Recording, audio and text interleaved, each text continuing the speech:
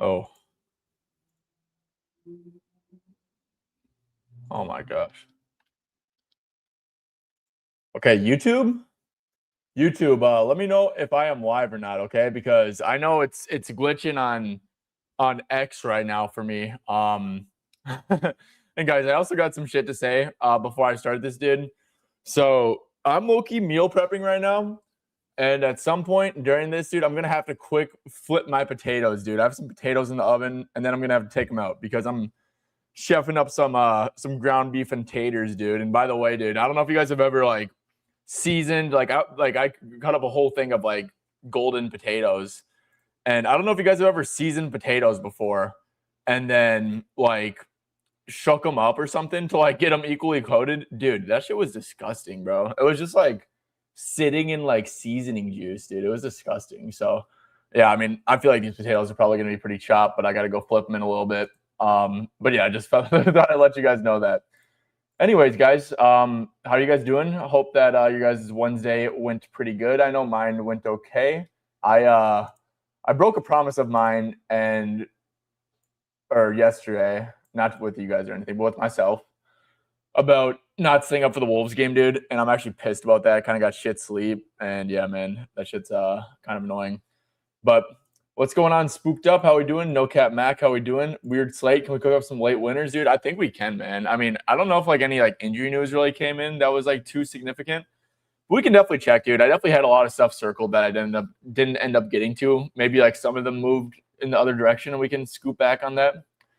Evan Mobley, 26.5 PR without Jared Allen. Yeah, dude. I mean, I think it's like Harden or Mitchell or nothing personally in this spot.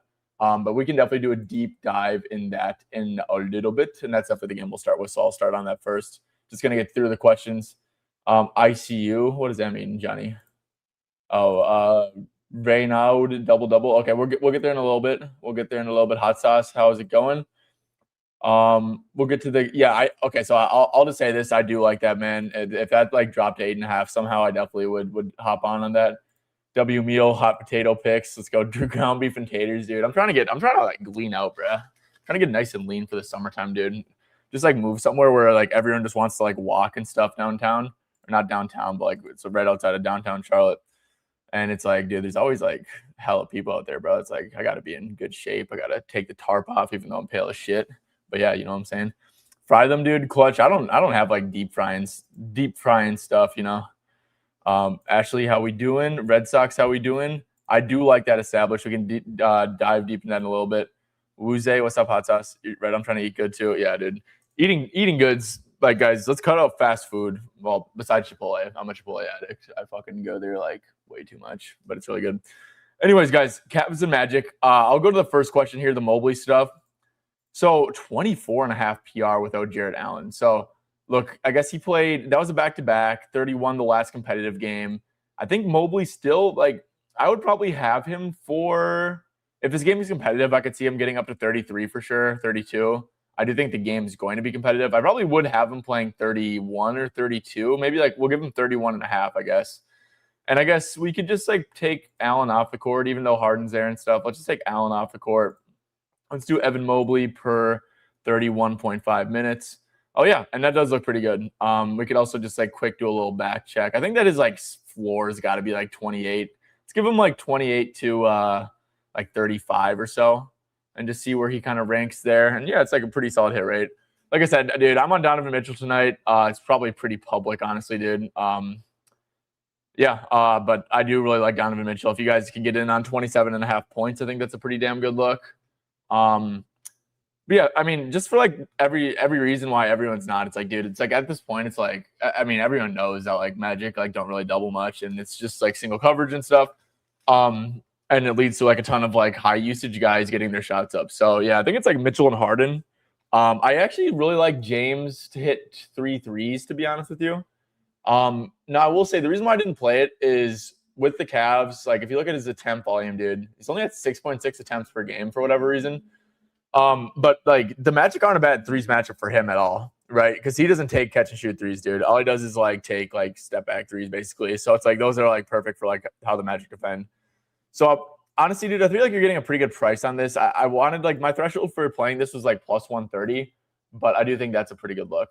And hold up, guys. Let me quick take my spuds out, dude. I'm getting a little nervous. I don't want to like burn the apartment down that I just moved into.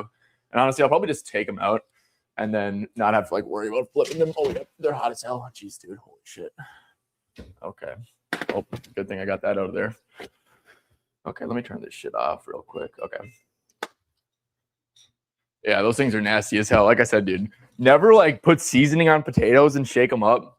They just get like soggy as hell, bro. So yeah, I kind of chop them. I usually air fry them and they turn out pretty well, but I don't want to like bring my air fryer out. I was being lazy as hell. Yeah, I know. Actually, they do work really, really good. Let's see. What was the other questions? Was there any other questions that we had on this Cavs game, dude? Because I don't think we had any like cool injury news or anything. I know we had like Reynaud questions, that Evan Mobley question. Let's see here. I'm scrolling.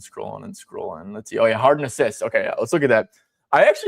So here's the thing, dude. I kind of think that like assist props aren't like, yes, they allow the fewest assists over the last 10 games. But like, I don't know, man. Yeah, it's like, look at the similar players against them, dude. It's like because they don't like blitz you or anything or like force the ball to get out of your hand. So it's like, yeah, like, I mean, I feel like assists are fine against him, dude. Like, I mean, if we look at like by props madness, like Cade, super high usage. I mean, I was on this under, dude. Luka literally had 15 assists against them pretty recently. Cade, I mean, that was in November, but I mean, those are like pretty recent games, right? Is there any other like high usage guys that are like somewhat comparable? I mean, I don't like Shea had 9 assists against him, dude. Fox had 10. Yeah, I think that this is actually probably, honestly, dude, maybe I should have put in like PRA for Donovan Mitchell, like looking back at it. But honestly, man, like what's his hit with Cleveland? He's at 7.8 assists on 32.9 minutes. His potentials are at 13.3. So his assists are down and his potentials are a little bit down. So I mean, that kind of makes sense. The games with Donovan Mitchell, they do go up though. And like we could actually just check this out too. Like does Donovan Mitchell being on the court make Harden's assists go up? Because there was a couple games without him for a little bit. James Harden, where is he at? Harden. No, they actually don't. They go down, which I mean kind of makes sense to be fair. But yeah, I mean, I would lean over, honestly. I don't think it's like anything too egregious. Like I would want this to be like probably like plus like 115, to be honest, for me to personally make it a play. Because at the end of the day, the Magic, like, well, they do a lot of fewest assists over the last 10 games. But no, I like it. I like it a lot.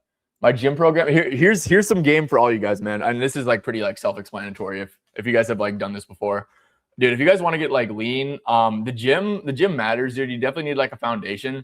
But like in terms of like aesthetics and shit, dude, like I think walking is like the best thing you can do, dude. Like if you guys are gonna sweat out bets tonight, like just like do it while walking, bro. Like dead ass. That's what I've been doing. I've been taking my dog down to like the railroad, and I just like sweat out bets while I walk, dude. And it's like I get in like an extra like 5K steps. If you're getting in like 12, 13K steps a day, dude, you're gonna like be in like pretty damn good shape. That's I mean, I go to the gym too, but like, yeah, I think that like walking is kind of like the key for shit. Let's see, Banchero PRA. Yeah, let's check that out. Let's check that MF Kerr out. So a dude actually on my Twitter, I'm actually gonna go to my Twitter real quick. And he had some like pretty cool like tape, dude. Where was it, man? I'm trying to catch like a banger here, dude. No, I'm playing. Actually, where's like my notifications here? It's let's see. I'm kind of just like showing y'all everything. Yeah, Champ had some game, dude. Like I'm actually gonna like pull this up right now. This is how they were like loading up on Banchero last time. Now, to be fair, it's like Anthony Black. I mean, dude, it's like they still have like the non-shooters and stuff, but he went back and watched some tape, and they were actually loading up on Banchero like a decent bit, I guess. And you know, I don't know. I guess this is just like 2 clips, but like honestly, a lot of teams just like really play Paulo straight up. So he's been in good form for sure. Like you do like with Suggs, with Bane, without Black. Okay, and he's had like 3 really good games there. Pretty small sample though. I don't think Anthony Black moves the needle a ton, to be honest. So I think we could just do with like Suggs and Bane, and I mean his minutes are always like pretty damn good as long as it's not like a ridiculous blowout or anything. I definitely don't think that's going to be the case here. So like we could do 32 to 40. Yeah, it's over 9 out of 16, averaging 38.6 PRA. But yeah, I think that like the assist angle might not be okay, never mind. Yeah, I don't know. I don't have any crazy take on Paulo. Like I said, I'm on De Silva to hit 2 threes, and I don't even know if I said that to you guys. Or if you guys watch my video, you know that, and that one got a little steamed up. But Yeah, no, I mean the Cavs give up a lot of catch and shoot stuff, which typically like wouldn't be good for like Paulo, right? You want him going up against teams that give up a lot of stuff in the paint and to pull ups and stuff like this. And bet Liam Ozbet just said he'd join up, so we can get that going too, dude. That's actually fire. I know you guys like Ozzy, like the mate. But yeah, Paul Banchero, I don't really have much of an opinion, but yeah, no, I mean if you got a 34.5, dude, that's a really good line. Let's see. You're supposed to season them after you. Oh, for real? Yeah, dude. I'm a dumbass, dude. I just be like doing like dumb shit. What's up, Dave? How we doing? Harden, yeah, hot sauce. I definitely like that, man. I definitely, like I said, I'm on Donovan tonight personally, but I mean, same case for Donovan. You can easily make for the beard, right? With the Cavs, he's over in 6 out of 11. I mean, I think his minutes should be pretty good here, of course, as well. So, I mean, he's doing this on 33 minutes. I'd probably have him for like 34. So, I mean, you know, I'd probably have a 20.5. I don't think it's like a crazy edge or anything. Let's see. Oh, of course. Paulo points. Yeah, like I said, Kobe, I probably would not play Paulo points personally. I think that PRA makes sense. I'd want to get the assist in there for sure. Yeah, I agree completely, dude. I should have actually looked at that. I should have taken Allen off the court to see what Harden's assists look like. And actually, we can do that real quick. If we take Allen off the court, this is going to be pretty small sample size stuff, but Harden's assists go down 1.2. So, yeah, that's actually true. Honestly, that's definitely not ideal. Tristan 3's attempts. I mean, I'm on his like makes, right? So like I definitely like the attempts as well. Okay, disappear. Yeah, open at 6.5. I agree, Levi. Yeah, that would have been a good one for sure, dude. So Cavs starting Harden, Mitchell, Merrill, Wade, and Mobley. Let's see the stuff I leaned under at coming in. I liked Merrill under 10.5 and under 2.5 threes. Honestly, dude, under 2.5 threes might not be the worst one in the world either. Yeah, because I mean this is like a really, really poor matchup for Sam Merrill. Obviously against the Magic, but let's see here. And let's see with Harden and Mitchell. Yeah, it's like his minutes are pretty like sporadic and stuff. It seems like he's, you know, like probably around like 21 to 29 or something, probably like playing 25 minutes most nights or something. So, I mean, yeah, hit rate with Mitchell and Harden isn't exactly great. His season-long hit rate is pretty good, but if we do like, not last 10, let's go to all-time. We could do like all-time three-pointers attempt. Let's do like just bottom half of the league and catch and shoot, three-pointers attempted, and spot up. And let's see if there's like any correlation there.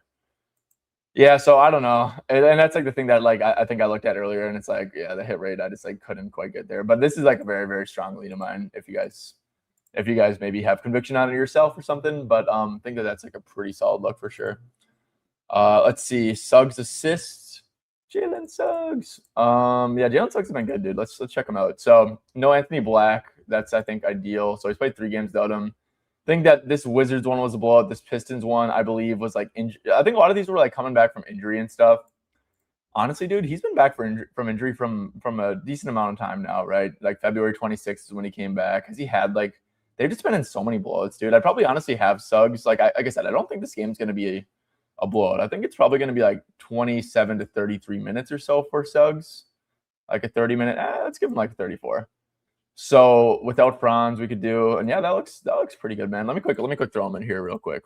Let me go to the Magic. Let's take what's his name off the court. Franz. Let's take Anthony Black off the court. I could see Anthony Black maybe having like a little motion on his assists, you know. So if we do Jalen Suggs, let's give him like 31 minutes or so. I think that's a solid projection. So yeah, 6.3, 14.4 points. Don't think the matchup's like fine. It's like neutral for sure. Hey, what's up, Liam? But yeah, I think you good? Yeah, dude, doing great. What about you? Good, mate. Good. Just about to send a bet. So keep talking. Give me a second. Okay. Yeah. So we'll do one last question for this game. Let's see. It was Silva rebounds. The Silva rebounds. So. Okay. I'm pretty high on De Silva's minutes here personally. Like I said, I actually think I'd have him for 31 personally. You know, maybe it's not the safest in the world. Like there's more variance or something, but I mean, let's see. Tristan De Silva, let's just give him like 31 minutes. So he's at 4.8 boards. I don't really buy in. He has been rebounding. So sometimes I think that can be a thing, right? Where like coaches are like, "Oh, Tristan, we need you to actually like do something, to grab some rebounds." I know Ron Holland had that at some point this year. But if you give Tristan, I think 27 to 35 is like a solid range. And yeah, dude, 11 out of 15. I definitely think that's definitely a lean over for me, actually. Okay, Man, I'm ready. All right, how are we doing today, Brody? Are you pumped for the slate or what? Yeah. There's a bet in. I like Jalen Suggs in this game coming up. Like his PRA. Just sent that out to my group. I think they're off in his minutes. I've actually bet the last couple games, and it won against Milwaukee and lost against Minnesota. But his PRA per min stuff is above what the minutes he's at they've got him for. So I've got him at 31 because if you look at the Dallas game, which is their only competitive game since he's come back from injury without that he hasn't had a minute restriction, he was at 31. Yeah. So I've got him at 31 minutes. And if you look at him per 31 minutes with just everyone healthy, he's well above 23 and a half PRA. He's at like 26 or 27. So yeah, I think they're off on it a little bit. It should be like 25 and a half. Plus the matchup's pretty good for him right now. Cavs give up a shit ton of catch and shoot stuff. See, this is Jalen Suggs with season stats per 31, 27 PRA, 16.3 points, 4.5 boards. Yeah, no, I agree, man. They definitely are. I agree completely with that 31-minute projection. This game is like sneaky, like a pretty big game, you know. Could have some Eastern Conference implications. For sure. Magic have been better as well. As of like I know they beat your shitty Timberwolves the other day. I'm not watching us tonight, bro. I swear I'm not. Dude, it's just like so damn, dude, I just can't, bro, with like there's something about like this team, dude. I don't know if it's the coach. I think it might be the coach, honestly. I think a lot of it might be Ant, to be honest, dude. Like it's obviously a lot of Julius too. It's just like, dude, like they just can't like walk in to save their lives. You don't run sets well. No. On offense. There's not much coaching going into it. It's a lot of I don't know. It's not hero ball because Ant does pass, right? It's not like he's hogging, but it's just like there's no sets. Like I'm not just saying this because I'm a Spurs game. You watch the Spurs offense compared to the Timberwolves offense, and look at how many guys are moving from spots, how many guys are in actions per shot. It's literally like a different sport. No, that's true. That's true, and that's coaching. So for sure, it's also buy-in from players.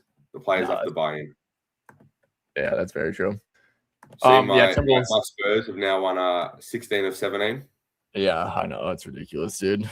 That's ridiculous. Did you say the Jaylen Brown thing? I actually didn't. I didn't watch that game like a second. I was pissed that they didn't have Castle 3-point props on most of the books. So I was just like, screw this shit. I'm playing his attempts and not watching this game for shit. I'm surprised I didn't. That's weird. That's bullshit. Okay, guys, let's move on to Cavs or to Raptors Pelicans. I really have not like done like a deep dive into this. This is two teams that like, quite frankly, I'm not like the biggest fan of like betting on.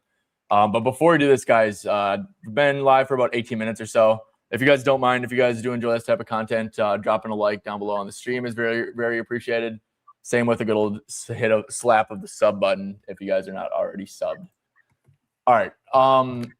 So yeah, Raptors, Pelicans. I mean, was there anything that you were eyeing here? And guys, you can get some of my questions going for this. We'll make sure to get some of those questions in. I know one I was kind of looking at was like quickly to hit 3 threes. I just checked today, and I think Pelicans are giving up like the third most attempts the last 10 and like the highest pull-up 3-point frequency or so, and had some decent hit rates with everyone playing, but that was kind of like my only thing that I like looked at. But Liam, I'm gonna give the floor to you, dude. Raptors, Pels, are you a big fan of anything in this game?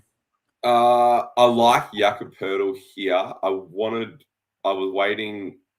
Hopefully someone bets it a bit out, but I do like his PR. Just the reason being, very good matchup, but also last game there was a blowout, and I reckon what they're trying to do is he played 30 minutes and he played well into the fourth, even though he was starting. And I reckon they're trying to get him because it's like less than a month to like the play in the playoff start.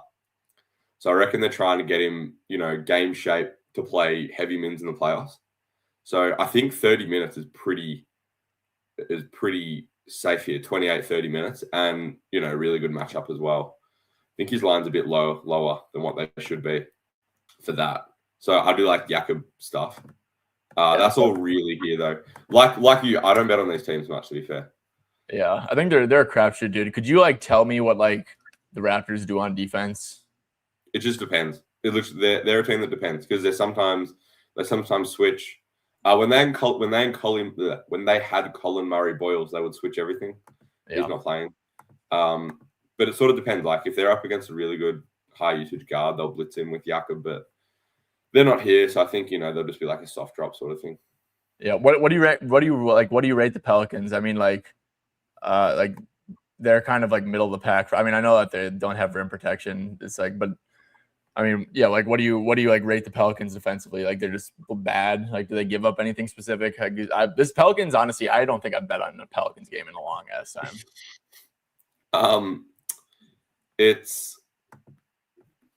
They're not very. You get a lot of weird out of play stuff with them because they're not very good on defense and they're not locked in. So there's a lot of times when there's blown coverages and that sort of stuff. So yeah, a lot of that stuff. They do also. I have noticed they collapse. They give up a lot of shots as well. So yeah. But I was surprised to see this game. What would you think the spread is off the top of your head, Ty? If you had to guess. Toronto minus 5.5. It's Toronto minus 2. Oh really? Wow. With everyone healthy. Yeah. I think it's because second out of a back-to-back, and Pelicans have been better as of late since DeJounte's been playing with Zion and stuff. They've been decent in those games, so it should be a competitive game, at least. Definitely should be. Let's see. First question we have here: DeJounte Murray points and assists. Looks like that thing's sitting at 21.5. Definitely think that the Raptors are a very, very good defense. Don't allow a lot of assists. Let's see. Don't exactly know what they do, but I mean, do you have any opinion on DeJounte here?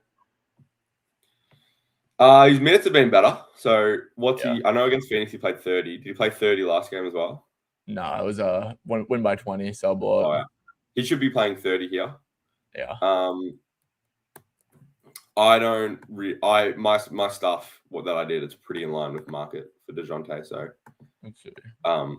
yeah, there's not much of an edge. If anything, probably lean under on the points. Yeah. Yeah, I don't know. I think Raptors are I rate them very, very well defensively too. I think that they're definitely tough. You got Raptors plus 1.5. Oh wow, plus 1.5. Wow, dude, that's a good line. Is that what it opened? Surely it didn't open that. Maybe they were thinking someone was gonna sit, but I don't know. Let's see. We have Brandon Ingram 21.5.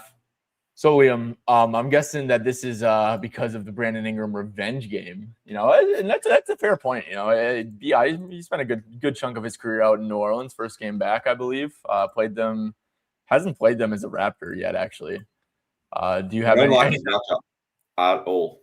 Yeah, with who? With Murphy or Herb or someone? No, just the way Pelicans defend. They sort of they don't give you much. They're sort of only at the rim and at 3. That's their 2 things. Yeah, even the non-restricted area, paint, mid-range area. Yeah. Oh yeah, you got the chart there. What does the chart say? It's oh yeah, yeah. I mean, yeah. They don't give. They're not a drop team, the Pels. So that sort of hurts Ingram. Of course, he can still get his ISO stuff because he does the ISOs, the post stuff, but who knows? The Pels might double because they might say, "Fuck you, we're not letting you score." Zion and Fears unders points look good earlier. Lines have moved though, I think. Yeah, no, I did. I think Zion was 22.5 earlier, and I know that Fears' minutes are let's see, yeah, he only played 15 the game where it wasn't a blowout. So I think that Fears under was a really sharp look for sure. If you do let's do what does he look like with DeJounte and I guess Zion and Bay and Murphy and stuff. Been 3 games, 19, 15, and then 24, but that was against the Wizards. Honestly, this is probably like a really good look, man. Like, yeah, no, that's a good bet. I'll probably bet that.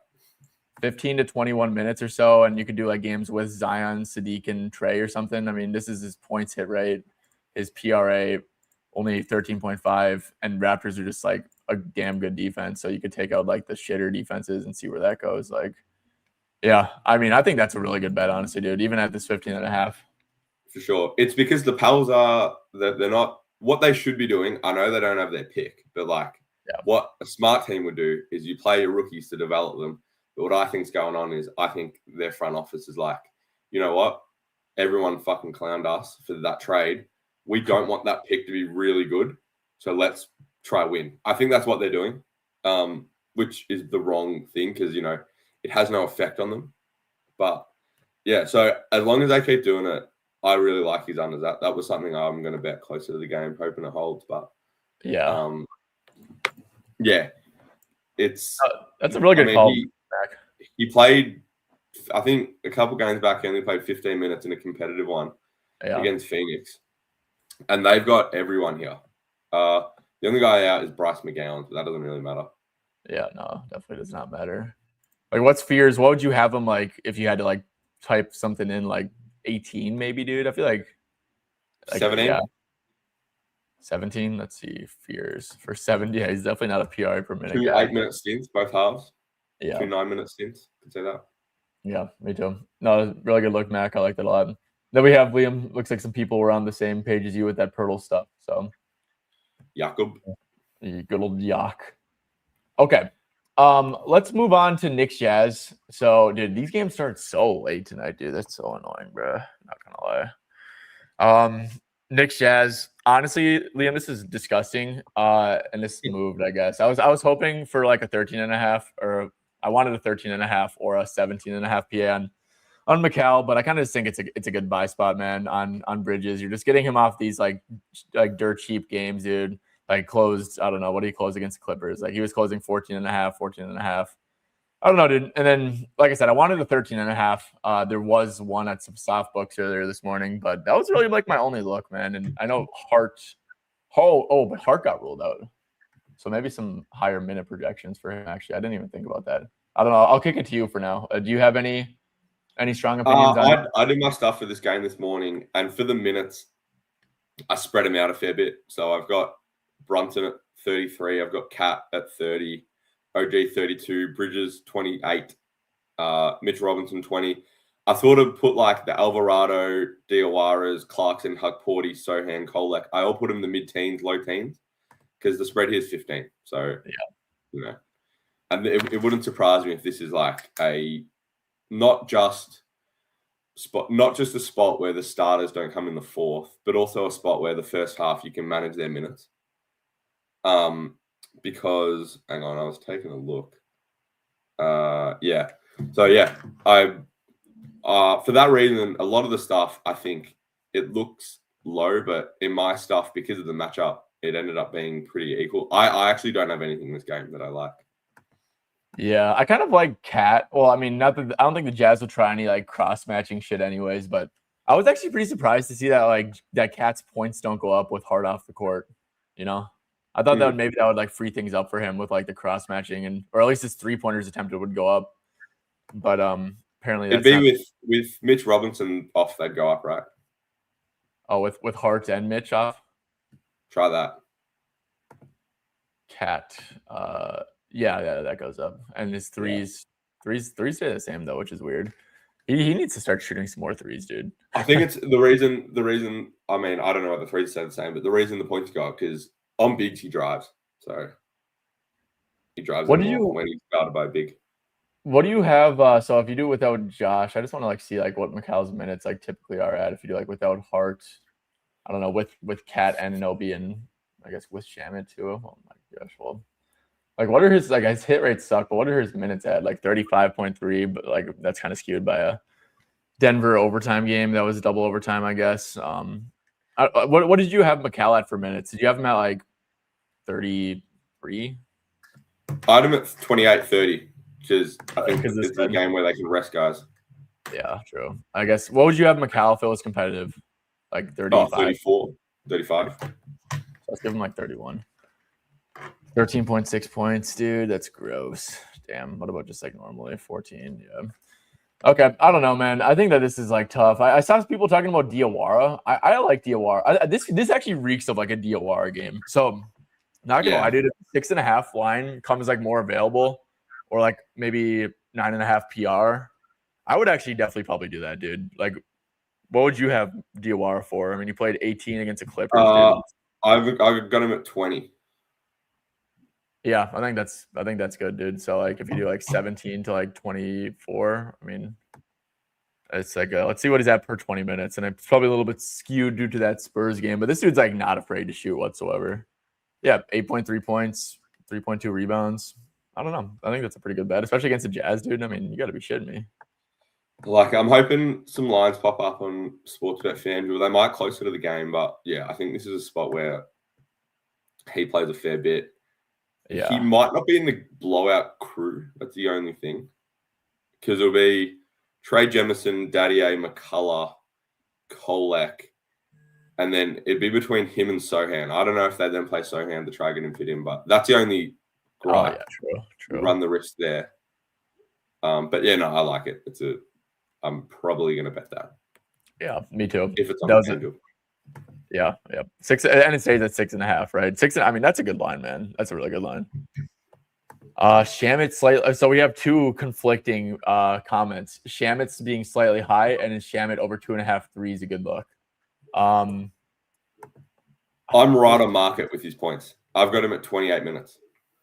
28 minutes. Yeah, let's quick do a little filter piece there. 20. Yeah, I mean, definitely a good matchup for him though. 2.5 threes feels like completely accurate. Like that's like where I'd price it. So yeah, I think he's probably pretty accurate there. Jazz. I mean, he's 12.4 points per 28 minutes, and it's a good matchup. So if anything, lean over, but obviously not an edge there. Yeah. Jazz +8 on the first half spread. Keontae just got ruled out, or no, he's available to play. So I don't think Keontae really impacts like the winning needle that much. I don't really have a take on that, but this is a dude right here who was hammering some Jazz first half stuff for a bit, but kind of just different situation than it is now. But do you have a thought on Jazz? No, I mean that was when they were with Lowry and JJJ, and they were actually a good team. And the books hadn't caught on, so like the full game stuff would be dodgy because they wouldn't play at the end of the games, but the half wasn't adjusted, and that was free money for a couple of games there. But no, I don't have a lean on +8. I reckon, if anything, not. I'll tell you something I picked up about Utah though. What's up? So this game, okay,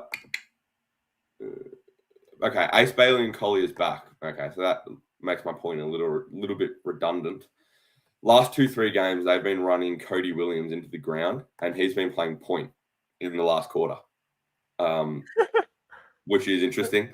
And I think the reason is they're trying to tank, but also, he was a pick last year, their first round pick last year. But because Ace and Collier are back, that might change things. That might change things a little bit. But I still think they'll run him into the ground. I've got him at 36, so we'll see what his lines open up at, and it's 8.5. That's pretty low. 11.5 PR, that's pretty low for a guy playing 36 minutes.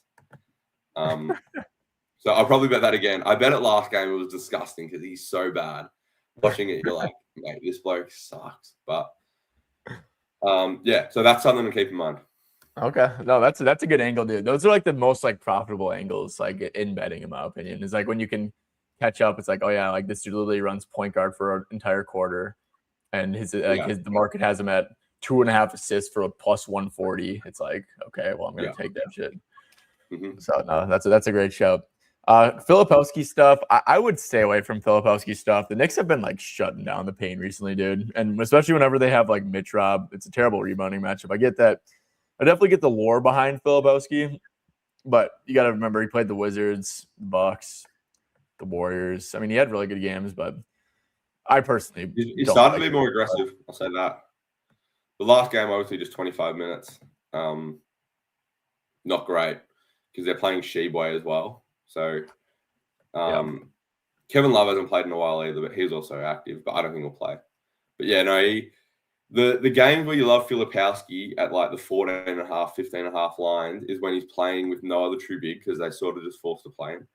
But something we did see last game, which shouldn't matter here because they'll probably lose. So like it shouldn't really matter.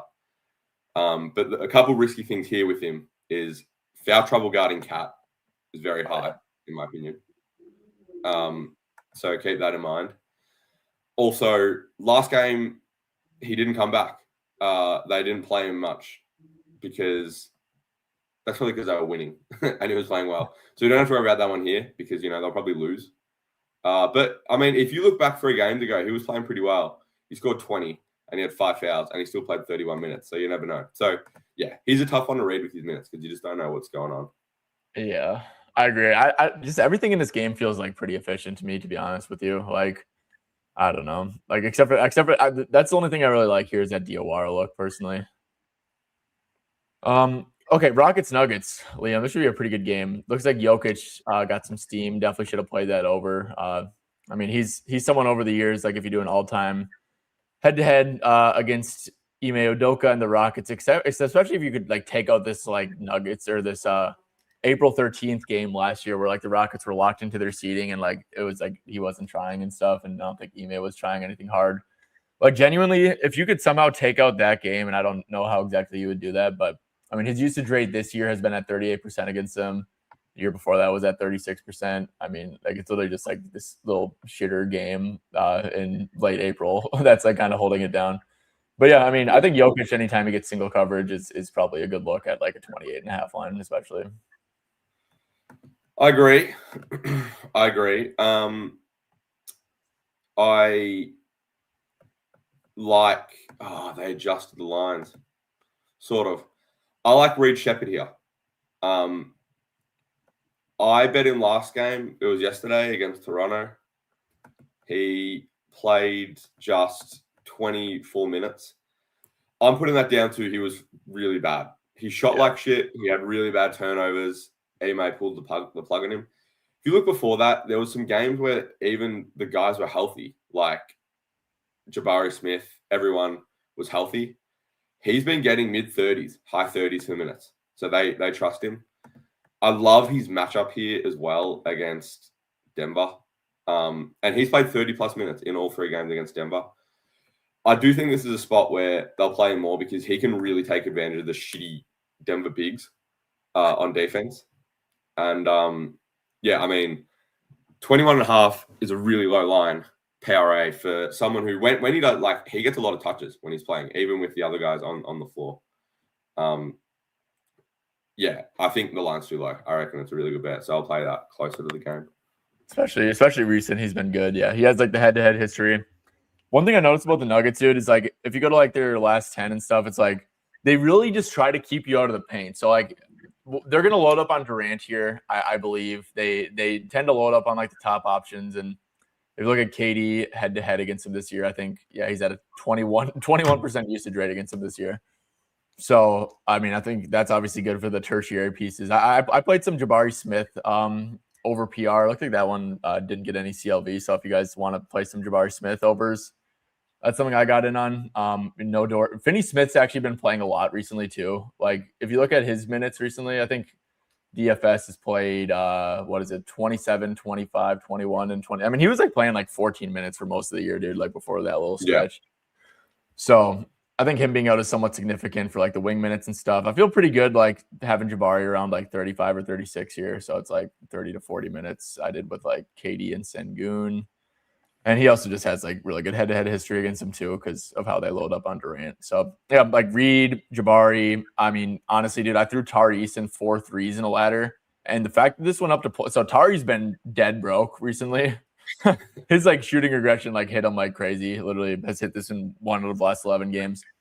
But dude, Denver just like is such a big catch and shoot funnel and like gives up a ton of spot up stuff, a ton of catch and shoot threes. I think you're getting a pretty damn good buy price, honestly, at this plus 112, especially without Finney Smith. He probably plays like 30 minutes or so.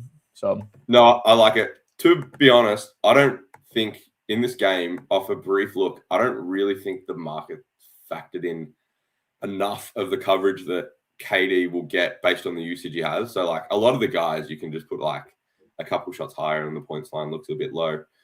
And Denver sucks defensively. Like they stink. That is their thing. I bet on the Nuggets money line the other day and the spread. And that shit was so pathetic. Like their defense trying to like stay in front of like AJ Mitchell and shit and like McCain. And it was just like catch and shoot three. Like it's what like I mean, obviously they couldn't guard Shea either, but like their defense. Aaron Gordon does not look good. I mean, yeah, they're bad. Hang on. Ty, keep talking. I'm gonna give out a bet I've got for this game coming up that I just placed. Keep talking. I'll give it in a second. Okay, cool. I'm going to start scrolling the chat. Jabari Smith PR. Love it, dude. I'm on it officially already. Yeah, Aaron Gordon stuff. I think that's actually a good question, man. I think that they I was pretty surprised to see him up to 28 minutes in his second game back, honestly. Definitely a high leverage game, right?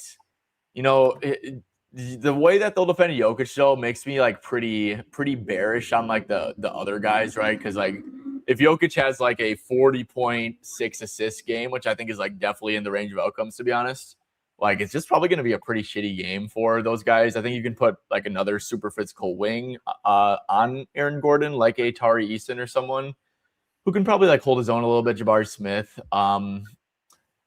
Yeah, that's a good question, man, because if he does play, like, I mean, 28, he probably shouldn't go back down unless it's a blowout, right? So it probably should be like 20, 25 to 31 or something. And he's been kind of cooking that line this year, I guess. And games with Jokic, it still looks really, really good. What about with Murray too?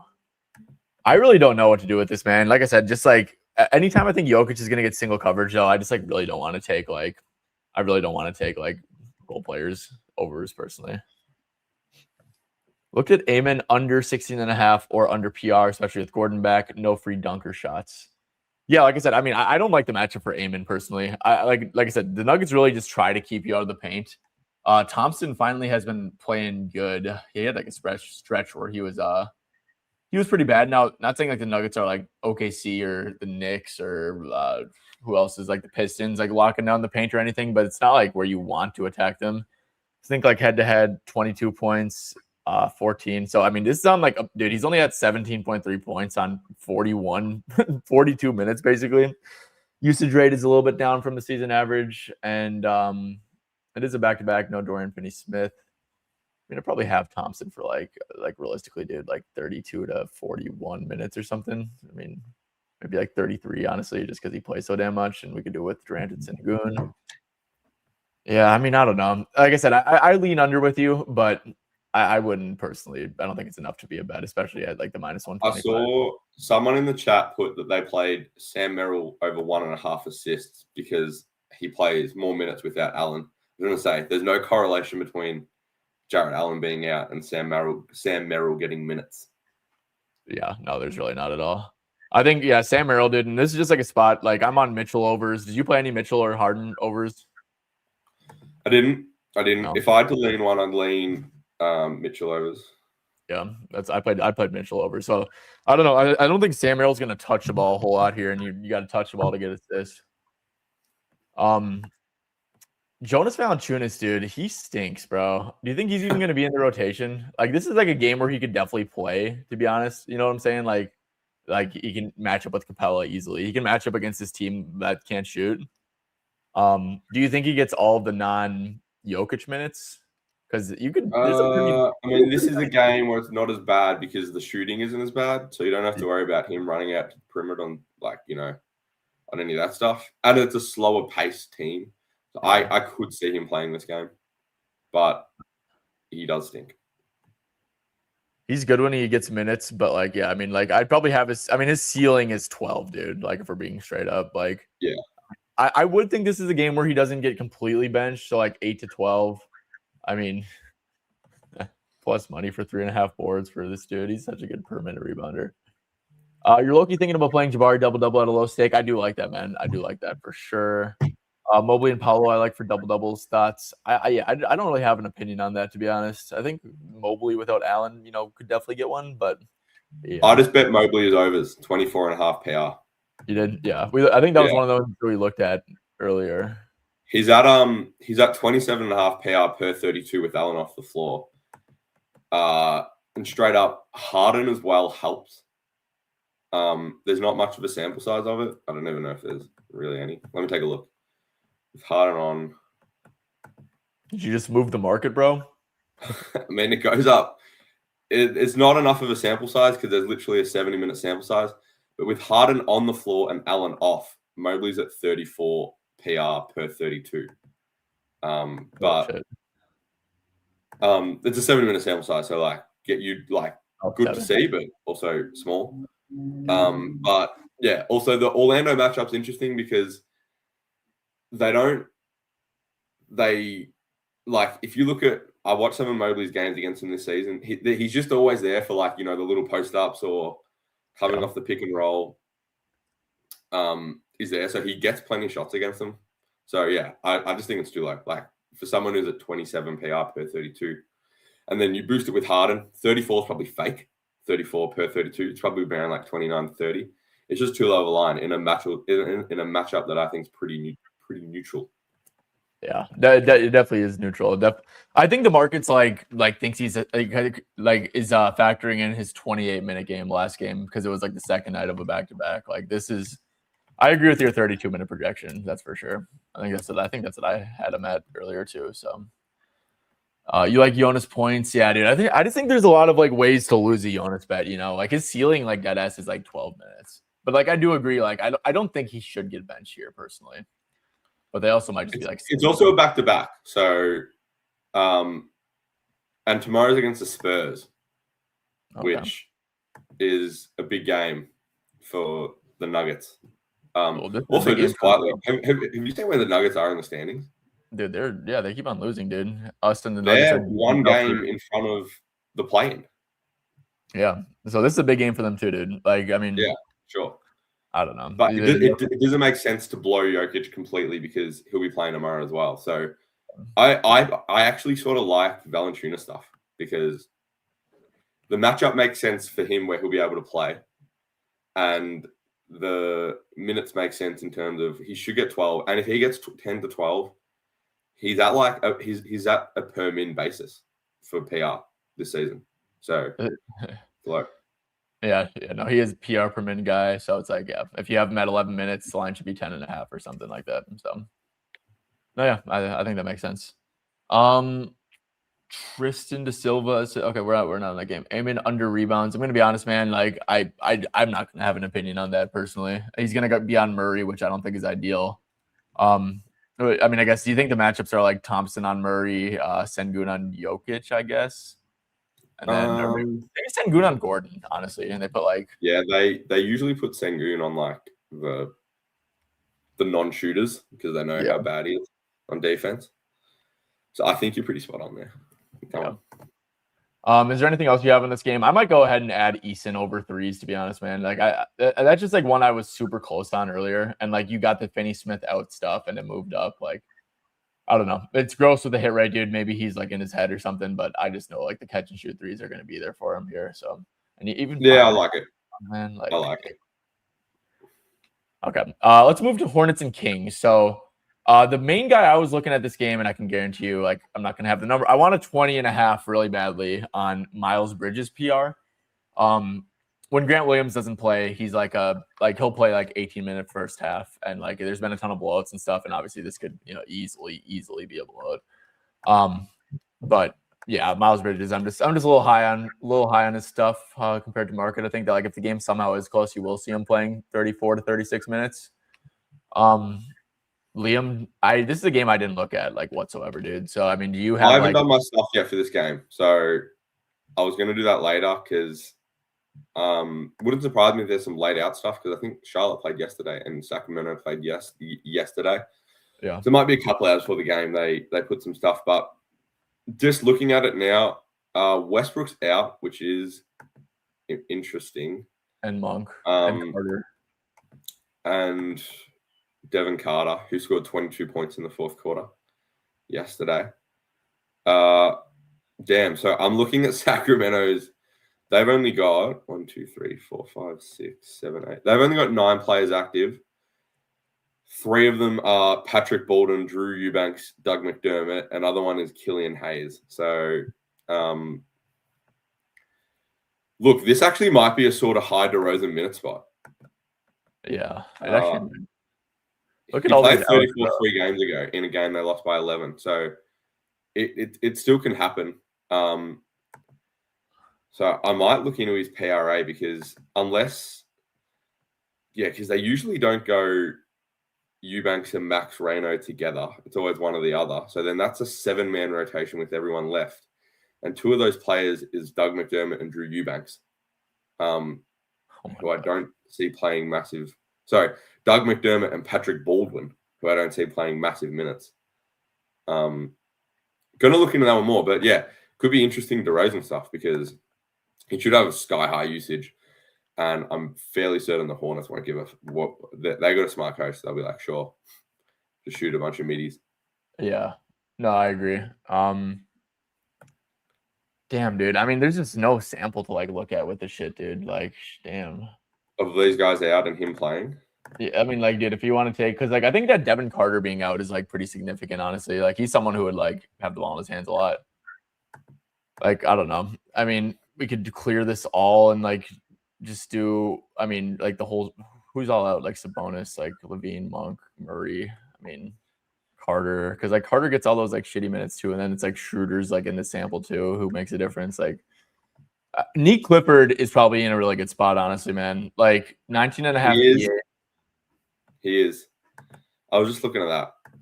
PRA 24 and a half. He should play like 38 minutes, 40 minutes. Yeah. I bet on him against Phoenix when he had a 21 and a half PRA line, so it's gone up since then. So I sort of think it's sort of fairish. Max Reno's in a tough spot as well. It won't be a good per min thing for him. I mean, one of the. It's funny because yesterday Precious Achiuwa plays 20 minutes with no foul trouble. Yeah, this rotation's cooked because I mean, look at Achiuwa yesterday, Ty. Right? Just go his recent games. Get rid of all the filters. Look at him yesterday. Okay. Yeah. Minutes. Look at his games before that. 39, 41. Like what? Like yeah, that shit doesn't make sense, dude. Are you trying to like develop Precious Achiuwa or some shit? It doesn't make sense. And maybe you could argue, maybe the coach thinks he's good because yesterday they won, right? In like a bit of a tank off. So maybe he's like, all right, maybe we don't play him here. So yeah, you could see him back to playing 38 minutes here with not many players playing. I think might be what's going to happen. Is Doug McDermott going to play here? Like, is he going to get 20 minutes? So the game that pops, I think that they had a game recently against the Jazz where they had nobody basically, and Doug McDermott played 19 minutes. I don't know. I mean, shit. I think there was another one against Dallas too, right? Against Dallas, yeah. There was DeMar, Nick, Achiuwa, but then Carter, Reno. They did have Monk too, and then McDermott just DNP'd. But honestly, dude, like I actually think that McDermott's probably a pretty good look because like I feel like worst case scenario, like I don't think he's gonna play like he maybe he DNPs. I don't think he'd play like 5 minutes though, dude. Like maybe I'm wrong. He played 4 minutes last game. Actually, the last 2 games. If anyone DNPs, I think it'd be Baldwin. Really? Yeah. Maybe not. But because this game, they're expected to lose, and there's a bit of a correlation of like the games that are close are the games that the good guys aren't playing as much in. I could sort of see them playing DeRozan 32 minutes. I wish we could bet on. By the way, a guy I actually like a fair bit is Daquan Plowden. I sort of like him, but we can't bet on him because he's on a 2-way, I think. But yeah, I could see this being the spot where like the main guys play high minutes because they're favored to lose by 12 points, and the Hornets are really good. And there's only 9 players active. And it's important to remember, there's 9 players active. 4 of those players are Killian Hayes, Doug McDermott, Drew Eubanks, and Patrick Baldwin. Okay. Yeah. So of the 9, there's 4 scrubs, 4 guys who, and Drew Eubanks, you can lock in. He's only going to play the non-Max Reno minutes, pretty much. They don't really overlap ever. Like, yeah, they don't overlap pretty much. He hasn't played more than... He played 22 minutes the other day, and that was a game Max Reno played 26. So you have a 7-man rotation for 4 spots on the floor. to play what is it like 192 minutes. You have a 4-man rotate. You have a 7-man rotation for that amount of minutes. So when you start doing the maths, some guys are going to be playing a shit ton of minutes. And I don't think it's going to be McDermott. I don't think they're going to play McDermott a lot. And I don't think they're going to play Baldwin more than 28 minutes. So once you do that, you're left with 5 guys to play big minutes. So I do think DeRozan plays really big minutes. And if he plays big minutes, his PRA is just way too low. Yeah. Yeah, no, I see the vision with that. I mean, dude, like who can create? Because like, I mean, if Monk's here's who can create a shot from last game. Neek kind of can. Reno can't. Good play finisher, but he also definitely benefits from Westbrook's actually like mad good at feeding him and like the little. Reno has a really good floater. I actually kind of like Reno. He does. Russ can obviously create. Achua cannot. Plowden, I don't know if he can. Can he? Probably not. Plowden, not. Yeah, like he's pretty aggressive. He doesn't. I mean, he can shoot threes. Yeah, he's a shooter. McDermott can't create at all. Drew Eubanks doesn't do shit. Killian Hayes just goes out there and gets like his 6 points and 6 assists or whatever. Yeah, dude. I mean, DeMar might be mad low, honestly. Like, what's his first quarter line? I mean, I know we don't really bet first quarter stuff, but like, I mean, 4.5 first quarter points is probably pretty damn low. I mean, you think he could get 5 points in like 9 minutes or something? I think he can. If he's trying. No, exactly. And yeah, I don't think the Hornets are going to do anything like tough on him. So, no, his usage will be high. I mean, look at DeMar DeRozan with let's say 28. Let's go 27 to 32 minutes, right? Which, by the way, I think it could be higher than 32 minutes. I mean, yeah, like hold up. Yeah, that Kings game or that Jazz game, that was a shit show. They lost by 28 and he played 29. So I think that's totally fair. Yeah. So do that and then put him with like, I mean, he's going to have a good usage. Put him with season average is 22. I can guarantee you his usage is higher than his season average here. Yes. It'll be like 26. I mean, I don't know what the props madness chart says, but I assume if you look into the games where he plays those sort of minutes and he doesn't hit the line, I assume he'll be on like 30% shooting nights is what I'd guess. 6 for 16, 3 for 5 from the stripe. This one was 4 for 16. Bucks game was, I mean, he probably deserved to go over or under. Actually, no, 3 for 7 from the line too in that one too. Like, and then the Warriors game was 5 for 14, 0 for 4. I actually really like DeMar, honestly, dude. Like the more we talk about it. Yeah, I like him. But we'll see because there might be more guys. Yeah. But I think he'll play. I think we'll get good usage and I think we'll play good minutes. So that line's too low. Charlotte side, anything you like? Taking a look at who they've got out. So Williams, Salon. So their rotation will be around like a 10-man, won't they? You know who I could see getting some extended run here? Kobe White. Yeah. That's what I'm thinking too. I know it's like because he rested the front end. They're definitely going to give him at least 20 minutes. And Liam, one thing I noticed, I know you don't bet assist stuff, but his potentials have been like really good on the Hornets, like on a permanent basis, especially. Like, I mean, dude, he's at 7.3 potentials. He was only at 8.1 with the Bulls, and he's doing that on like 18.5 minutes. So they're going to look, honestly, LaMelo, just like blind unders might not be the worst thing in the world too, dude. Like, I just think there's like, I mean, he only played 22 minutes to be fair last game. Yeah, he got fouled out yesterday, didn't he? Yeah, I think he fouled out, which kind of sucks. Yeah. But I still think that, like, I don't see the world. I think it's super unlikely that he plays more than 30 minutes, right? Because Kobe, I think, like I said, I think Kobe's going to play like 21 or 22 here. Agreed. So, I mean, what would you have LaMelo's range for? I could see LaMelo's minutes can get like real ugly too sometimes, dude. Like a 20 to 30, like a 25-minute projection. I mean, maybe that's a little bit low, dude, but like there's a lot that could go wrong for this. You're right. And I'm not sure about the matchup. They usually they switch with Cardwell. They don't switch with Reno as much. But I don't. Yeah, the way I look at it is if you can't bet the over, sort of. I wouldn't see any logic towards betting the over. So that's sort of my take on that.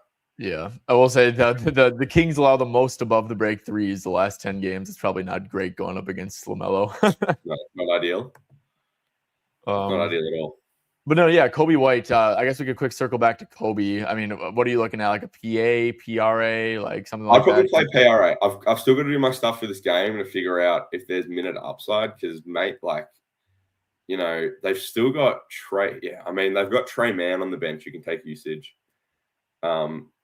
He won't be in the blowout squad for sure, but you could see him just playing more throughout the flow of the game, I guess. But yeah, I wish the line was a touch lower, but I mean, small sample size here, but like Kobe White, I mean, let's give him 21 minutes, played a little conservative. He's at 13.8, 2.8, 4.6, 21.2. Kings are obviously like a plus matchup. And in this sample, I guess we could check he's only shooting 30% from deep and 38.6% from the field. Okay. So yeah, I mean, it does sound good. I'll look at it closer to the game, but yeah, it does sound good. Yeah, I like that. I actually like that a lot too. Let's get on to the next game, Ty, which is your favorite team against the Clippers. Yeah, so yeah, we can go here, dude. I'm at the point, dude. I think the Wolves are so hard to bet on because it's just like Ant and Julius isoing, dude, and it's like I don't know, if they defend him like how Denver defends him, like then yeah, it's like okay, that's probably a Dante game, it's probably a Jaden game, something like that. The Wolves, dude, they're tough. We don't know if Io's gonna play. I did play. I like betting against the Wolves. I'm shocked I didn't get better CLV on this, but I played Kawhi 34.5 PR, was torn between 27.5 points. I think that's a really bad line too. I mean, dude, like Kawhi is like ridiculous. I mean, he's not on a minute restriction anymore, so I have him for 34 minutes. And I mean, like since December, he's been like damn near a point per minute guy, and he's playing the Wolves. So like, I mean, I think Kawhi's stuff is way too low, but that's kind of my big take on this one. Do you have any thoughts on Kawhi here? I love Kawhi here. I think it's a great spot. I'll bet him in some way. He also quietly, he's been like a bit of a not a hog because he needs to, but I mean he looks more like he used to when, like, you know, if there's a shot there or any chance that he'll be able to take a shot, he's not going to pass it. No. He's going to attack. So I really like him. Yesterday, I bet Luka and Austin Reeves overs for the same reasoning. Yeah. It's the Timberwolves, the way they scheme is, you know, it's pretty smart to be fair. You get rid of open threes, you force guys into tough shots. But the shots they're going to force Kawhi into are the shots that he can make. Are like not tough for him at all. Yeah. It's like he loves the mid-range area. He's got like that fucking line drive shot. So, I mean, he played them recently, didn't he? And he killed them. I was looking this morning. 30 field goal attempts in 34 minutes. Yeah, I really like Kawhi here. Although he did they play yesterday or no? Did they play 2 days ago? No, they played 2 days ago. And it's not I really like Kawhi here. So, yeah, close spread. I mean, what's the spread? 1.5. Like, I think that the fact that it's 27.5, like by tip, like is kind of insane, honestly, dude. Like, I thought for sure it would be 29.5 by now, but well, I'm hoping it stays. Did you bet it already? I did. Well, I played 34.5 PR instead of 27.5 points. But yeah, I mean, it's like I was torn between both. I just thought there was a little more upside with the rebound, just because I think that market's a little low on his minutes. Fair. I'm betting. Liam, I want your take on this one, dude. What's your take here? And if you guys have any questions on this, we got Lopez. We got some like Lopez stuff. We'll get to that in a little bit. I just want to quick share this one. Dude, I really like Derek Jones under 11.5 points. So he here, dude, is like dead ass gonna be off of like offensive rebounds and like a pass out to him or some shit, or like Julius Randle's like guarding him and sleeping and he backdoor cuts or some shit. Like this gives me nightmares because I bet, you know, when you played them the other day, right? I had his under 17.5 PR, and I reckon he got 1 rebound, and yeah, he scored 18 points on 11 shots and 5 free throws. Yeah, I really like it. I mean, all his stuff there was sort of fluky. Actually, I'll tell you what else I like here. I like Brook Lopez. What's your take behind that? Just 8.5. He gets so many open shots. Like, I bet him last time as well. He gets so many shots against him. They don't care about him shooting. Especially with Rudy and drop, he just floats out the three and just tees off. Oh yeah, 8.5. Like, honestly, pretty disrespectful. Low. I mean, he's been playing good minutes. Yeah, he's a good scorer, man. I don't think he's a bad scorer. I know someone was asking about Lopez threes. I think, like, I personally just, oh wow, okay, no, that's in range. I like it, dude. Yeah, I mean, this should be a game where he gets like 5 or 6 up. So I think that's a pretty good one. Yeah, for sure. No, I like him. There's a lot I like today for a small slate. There's a fair bit of stuff where I looked at it and I'm like, I like that. So should be a good day. How's our boy started, Ty? What's your bet in the Cavs game? I have Mitchell over 31.5 PR, and then I have Tristan Da Silva to hit 2 threes. Da Silva's already. Oh no, he hasn't. I lied to you. My bad. Oh damn, he got my hopes up, bro. Sorry. Has he shot I saw he had 3 points, but he got an and one. Oh, nice. Lopez assists. I mean, yeah, have they been using him as a hub recently? It seems like, I mean, outside of this, I mean, this Memphis game is not happening again, right? Where you played 12. I mean, it's not happening here. So, I mean, I feel pretty good being like 20 plus minutes at least. And I guess we could do like with Kawhi, without Harden. I mean, yeah, I mean, I could see it. I don't really have a strong conviction behind it, though. Yeah, I mean, I don't bet assists. Scotty Barnes over the 4.5 assists is an easy cash, and we'll hit. That does seem low, honestly, for Scotty. No, that does seem. D Mitch is going nice, and D Mitch was 7. Nice, dude. We'll take it. Hell yeah. Mathurin PR rebound is great as well. Same read as Kawhi. Yeah, true. Mathurin, we actually kind of like clamped the hell out of Mathurin though last time, dude. I think McDaniels was on him, which he obviously won't be on him if like he's on the court with a Kawhi and stuff. I will say it is probably like a little bit concerning for Mathurin, right? If he only scored 14 points when his line closed 23.5 against the Wolves, I don't know. But I'm definitely not touching his under either. The only one I'm considering I could see him getting up volume. But also, yeah, in the non-Kawhi minutes, I could see him getting up volume. Yeah. Okay. I think that's pretty much it. Do you have any Wolves thoughts, dude? Like, I seriously don't know what to do with this shit show of a team. Like, straight up. I mean, no, I don't. I don't really have a bet on the Wolves, to be honest. Neither do I. They're just, yeah. It's because it's just like Ant and Julius iso ball. Like, I don't know, dude. It's like the isolation heavy teams are hard to bet on, I think. They literally it's like, okay, and Ant's like the type of dude to like, if he has it going, he's just not going to pass. Like, you know what I'm saying? So it's like, that just, even if he's getting tough coverages, like, I don't know.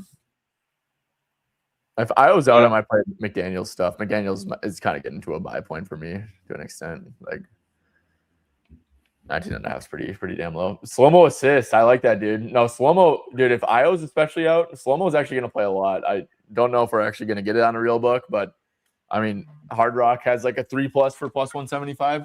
If you can get like a 1.5 line for minus like 150 or better, I like it. Slow-mo's going to play a lot here. Finch loves slow-mo. Okay, Liam. Cool, man. Well, I appreciate you coming on. I mean, if you want to stay on for a little bit, I'm gonna do like just chill and just like stay on stream and like watch the sweat out the games or anything. But what do you got going on today? Not much. Got to go on the horse races later. Actually, my horse is running in a race. So going to that tonight. What do you mean your horse? Like not the horse that like lives at my house. Like I own a horse. So I've got a percentage ownership in a racehorse, and it's racing tonight. So going down to watch that, it'll be fun. I've actually never, ever had my horse win. I've had like 8 horses and I'm 0-16 or 0-17. I did the math last time. I've never had a win. So maybe today's the day, but probably not. It's paying like it's 30-1, so plus 2,900, I think is what you'd call it to win. No, so likely not, but fingers crossed. 30-1's plus 3,000. Plus 3,000. I think at least. I could be wrong, but yeah. Nice. So yeah, that's my only plan for today, and do my NBA stuff, and I'll flick you a message and best of luck to everyone betting. But I need to take a shit. I'm gonna. Sweet, dude. Easy. All right, well, good luck on that, dude. Have fun. A little on your Nikola Jokic arc. I see you, dude. Average Australian day. going to the horse races and shit and gambling. Oh, yeah. Nice, dude. Easy. All See you, right. Well, mate. thanks for coming on, bro. Yep. We'll see you. Okay, cool. Let's see. Final thoughts on that. Oh, yeah. Good call, man. What? Oh shit, is that game about to start? Yeah, look, I'm probably not gonna play it, man. I kind of just want to like chill at this point. I'm probably gonna keep my volume pretty light today, honestly. But no, yeah, final thoughts, dude. I mean, yeah, you're 100%. I think you're making a good bet, dude. I would probably go with the PRA, I think. Oh, Diawara is up. Where? What book, Patrick? Let me quick check that out. Hold up, dude. Let me quick. Diawara is up at FanDuel. Okay, wow. What is this PR at? 10.5. Okay, well, that's gonna hold then, dude. I mean, 10.5 PR. Dude, I like that a lot, man. I do, like I said, I do like that a lot. 6.5 minus 130. Builder's got a good line. Okay, I'm gonna ponder that for a little bit, Patrick. I think that's a really solid look, though, man. I really do. Da Silva. We need a big bot, dude. Paul Banchero's been playing good hoops recently, dude. Like he's just been playing good. Yeah, Finch does look like the old heads. Dude, what do you guys think of slates like this, man? Do you guys like wish that there was like more games that we could sweat out or something? Or are you guys chilling with just like this? Yeah, I wish that there was like one more game on. Like I said, I'm probably not. Actually, let me quick look at that Fears under one last time, man. So 15.5 PR or 14.5 now. Damn, dude. Okay. Yeah, no, that 15.5 is definitely a good look. Let me quick do like one last filter. So it was what do we do? We did with Trey, with Zion, with DeJounte. And yeah, so it was 24. Let me check one last thing here. Go to my rotations tool. When the hell did this game take place? It was the March 8th. Go back 2 days. Pelicans, and also maybe they came in with a plan like, okay, we're playing the Wizards, dude. Like Fears, this is your time to shine. I can definitely actually see that happening. Dude, Fears played, what was this? 6 minutes, 2 minutes. He played 8 minutes in the first half. It was all garbage time, bro. Nah, bro. Hold up. Let me like one last little take, I think. PR is 11.5. Dude, FanDuel is just on ass with that shit. Okay, so realistically, bro, like I think a real projection for him here is like, damn, bro, like 17. Let me quick check one last thing. Fears of Jeremiah per 7. Let's give him 17 and a hook. 17.5, 9.1 points, 14 PRA. But yeah, it's like the Raptors, dude. Let me quick check. Okay, so 20 to 15. We could just do like even.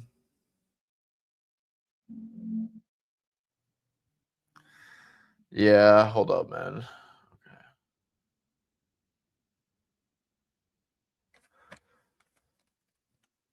Okay. I'll play that. What's it on 365? Because this is a really good bet, like straight up. He did go over against the Pistons, the Rockets, but 15.5, yeah, like 7 to 8 games are perfect. I agree. 4 to 6 games, yeah. Okay, guys, I'll play the Fears stuff with you guys. I'm not gonna grade it as official just because, dude, like I said, I need FanDuel to be matching the I need FanDuel to be matching, like to at least have the same number to grade it as official. Because I do think like the 15.5 definitely matters. But I will absolutely ride that with you guys on. I'll play it on 365 has the best number. Yes, they do. I'll absolutely ride that with you guys. I'll put a unit on it. Great shout, Mac. I love that, man. Minus 112. Yeah, that's a good price. Yeah, Diego, I just played Fears under 15.5 PRA. It's not official, just because of availability purposes and stuff. But yeah, I just played it. I put my standard 112 to 100 on it. So yeah, no, I think it's a real solid look for sure. Let's see. Now let's put this shit up. Yeah, good call, Mac. That was a really sharp look. I love like those like little like sneaky ass unders, dude. Like those things are fire. Okay, let's go to the rotations and put this thing on. T. Da Silva. Damn it, Tristan, you got to hit a 3, bro. Damn it, Tristan. Yeah, so Spida has 7 points in 5 minutes. Okay, yeah, we'll take that, dude. That's a pretty damn good start. Hell yeah. Only have it at minus 130. I think that's fine, man. I am still high on Miles Bridges for sure. Yeah, I'm definitely high on Miles. Look, it is dicey, honestly, with his with just like the game state, you know. But yeah, Ari for Durant. Is he at 9.5 or what's KD at? I played KD 6 assists in a lotto. I think yeah. So 5 rebounds, 5 assists. I do think he gets that, man. I really do. You definitely missed out on a good line this morning. There was definitely a better line out there in market. But KD, let's give him like 32. He's definitely playing like 32. I could see like 42 with like Ime's desperate as too. Not gonna lie. We could do with LP. Good hit rates, just straight up, and yeah, I think I think the matchup's definitely going to be good for his assisting as well. So yeah, no, big fan of it. I think it's a good one. Sam Rill's going off. Oh geez, yeah, dude, I had a feeling about it, bro. He was like, I mean, not gonna lie, like the reason why I didn't play it, bro, is because like I really don't like betting dudes coming off of like such terrible games, you know. And he was coming off some absolute stinkers. If you're playing the Fears under, I'm gonna join you. Let's go. Yeah, no, I'm a fan of it, dude. I think the line should personally be. I mean, if we go back to Fears for a second, like I said, I mean, if he's gonna play like 17 to 18 minutes or so, like, I mean, straight up, dude, this line should probably be. Look at his. Oh, damn! I thought that was an actual line for a second. It should probably be. I mean, he's only at 13.4 PRA in the sample. I think he was only at 14. It's definitely a bad matchup. They're just a good defense, and they're also like fully healthy, right? So it's like Trey's playing, Zion's playing, and stuff. And then DeJounte, who knows if he's gonna play too. So yeah, no, I would have this line at 13.5 personally. 13.5, probably maybe even like with a little bit of juice to the under. So yeah, I think a 15.5 is a really good edge. Nice, Mac. Nice. Love that. Fierce hate watch. I love it. yeah. No, it is weird, dude. That stuff makes no sense to me. But Samuel, Duncan Robinson, those guys. Well, here's the thing too, because Sam's like more than just a spot up guy, right? Like, yeah, like I mean, they run a lot of stuff to like ball to ball or guard to guard screens with him, like off ball screens and stuff. Harden draining threes, yeah. I mean, dude, it's just like, I wish that price was a little bit better. But yeah, it's like the Magic matchup isn't bad for him. It's just like if he just isolating and shooting threes and stuff. So yeah, let's see. Who's still in? Is it De Silva still in? Nice, Tristan. We got to get some threes up. Damn, Harden. Harden's still doing this stuff. I'm like way behind. It's kind of crazy that Harden's like still doing this in year, dude. He looked so cooked for like a little bit. I think it was like that like hamstring injury or something for him, but he looked like chopped for a little bit. Let's see. Oh, Tristan's wide open. Mo, hit him, Mo. Hit him, Mo. Oh, wow. That's a punch. Tristan hit a 3? Swear, bro. Dude, I'm like so far behind. We'll take it, though, dude. Thomas Bryant for 3. Let's get Don Mitchell back in the game. How about that, eh? Let's see. I want to see how this 3 happened. Okay, so De Silva. Oh, wow, dude. Oh, wow, bro. Damn. He was just seeing, yeah, no, I'm super, super delayed, dude. He was just seeing ghosts on Philly. He was just, yeah. I think, dude, because he deadass played on like a grade 2 like hamstring. Like his hamstring was cooked, bro. Like I know y'all remember that Nets year. By the way, dude, Nel Fritas is about to be pissed off when I say this. I already know. But like, let's also be honest, bro. Dude, the Nets easily were winning that chip if they stayed healthy. That in 2021, I believe it was. That year when Harden played through injury, pulled the hell out of his hamstring, dude. They played 2 games and just blew the shit out of them, dude. Like literally won by 40, literally won by 35. I think Kyrie got hurt, or no, Kyrie definitely got hurt. He stepped on Giannis. Harden hurt his hamstring. Kyrie turned his ankle. Yeah, dude. That was like those Nets were so damn good, and I think that's when Harden like had like a couple years like where like that was like still affecting him or something. I know Elfrides is typing right now. He's like, dude, like that's bullshit, bro. I remember when they got booted from the Heat down their finals run a couple years ago. He was so bad. No wonder why they. Oh, dude, yeah. No. Oh, that was the Was that was the Heat number 1 seed year? Yeah, that was in 2022. Dude, no, yeah, that was there. Yeah, he was bad. Joel Embiid was hurt that year, I believe, right? I mean, he's hurt pretty much every year, but I think he was actually like he was pretty hurt that year. Guys, I'll be right back. I'm gonna quick take a piss.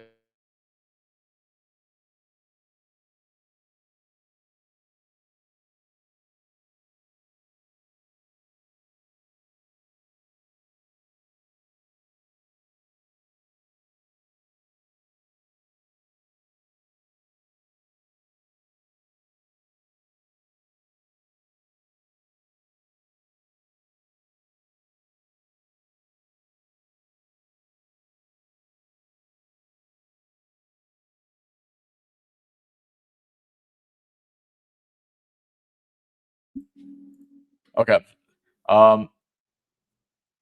Let's see. De Silva, what do you he just hit another three? I remember when they got booted from the yeah. Wait, did De Silva just hit another three or am I tripping? Or did he just checked out now and that's dude, honestly, like I mean, it's a 1.5 line, dude. So screw it, man. Yeah, De Silva, okay, checked out. Yeah, hell yeah, dude. I mean, I'll absolutely take that. I mean, I hope that honestly, guys, this is gonna sound corny. Maybe not corny, but like, dude, I really don't like. I mean, I do care about winning bets and stuff, of course. But like, I don't like. I actually like genuinely do not like winning like if say if like De Silva wins, but he shoots like 2 for 3 from deep or something. I feel like mad like guilty winning those type of bets, dude. Especially like non like crazy plus money ones. I do not like winning bets that way, dude. I like being like right about everything. Like it's kind of like a narcissistic thing, maybe. Well, I don't know about narcissistic. I think that's probably the wrong word for it. But like that shit just like doesn't make me happy. Like I need to be right about like everything, dude. Like so I hope that just Silva just gets the volume necessary, like even if he loses. So let's see. You're not gonna lie, you're right. We were probably cooked. Okay, I thought you were gonna disagree with me, but no, dude. I mean, that Nets team was like absurd, bro. They were so good, and like, who were they? I mean, they were playing Blake Griffin was like a role player at that point. They had LaMarcus Aldridge, who was pretty. Dude, they had so many dudes who were like just so like cooked at the end of their career. But I actually kind of liked like Nets Blake Griffin, dude. Like he was pretty cooked, but I don't know. I kind of like liked him then. And Jeff Green was really good. I remember Jeff Green had like one game in the playoffs that was just like absurd. I think that might have been like one of the, or definitely wasn't the Buck series. Donovan, they're kind of like collapsing on Donovan. I don't like to see that. Yeah, let's give up a catch and shoot 3 to Keon. Not just one. Why do you like Jabari double double? I didn't say I like Jabari double double. I played his points and rebounds, so I kind of just like by default there. It's like I mean, yeah, I guess I kind of like Jabari double double. I like Jabari PR because I'm very high on his minutes and I'm high on the matchup. And he has good hit rates when he gets the minutes. I think that he's going to get there. I think that they're just going to load up on Durant like they have this year and kind of let the Rockets wings bomb away and stuff. And Nuggets what the Nuggets defense is too, it's just like they're giving up a lot of pull up jumpers and catch and shoot stuff and they're trying to take away the rim. So when you combine that with how they should defend KD, right? So if you're getting loaded up on KD, a team that's going to try to keep people out of the paint. You want a dude, Spida for 3. Let's go, Donnie. Hell yeah, dude. No, but it's like you want someone who can beat them in the mid-range area, and Jabari can do that too. So Jabari's had really good head-to-heads against them. Yeah, I think it's a good matchup. So, hopefully KD can put some respect on Jabari's name. You know what I'm saying? Instead of calling him mean words. Javon Carter. Dude, Javon Carter just comes in and starts pulling. He just yanks everything, dude. He does not care. Tyson. But KD was playing like the best. Yeah. Oh, yeah. KD was like the best player in the league at that point. Donovan, that's a foul, right? Oh, what? That's not a foul? Damn, dude. I thought for sure that was going to be a foul. Magic kind of putting belt down. Yes, we did. I did play that, not officially, but I did put my own money on it. So yeah, the 15.5. I'm sure you can live bet that too, honestly, because he comes off the bench, so you definitely can live bet it. Call the foul. There we go, Donnie. Good stuff. Bruce Brown, yeah, dude, that's a good pull, dude. I kind of forgot about Bruce Brown on the Nets. That was like where his career started, and then it like kind of ended. Then he went to the Nuggets, and it started again. Then it ended. And now he's back in the Nuggets, and Yeah, Bruce Brown was pretty good for them, man. Like a really good connector. I remember they had James Johnson too, I think.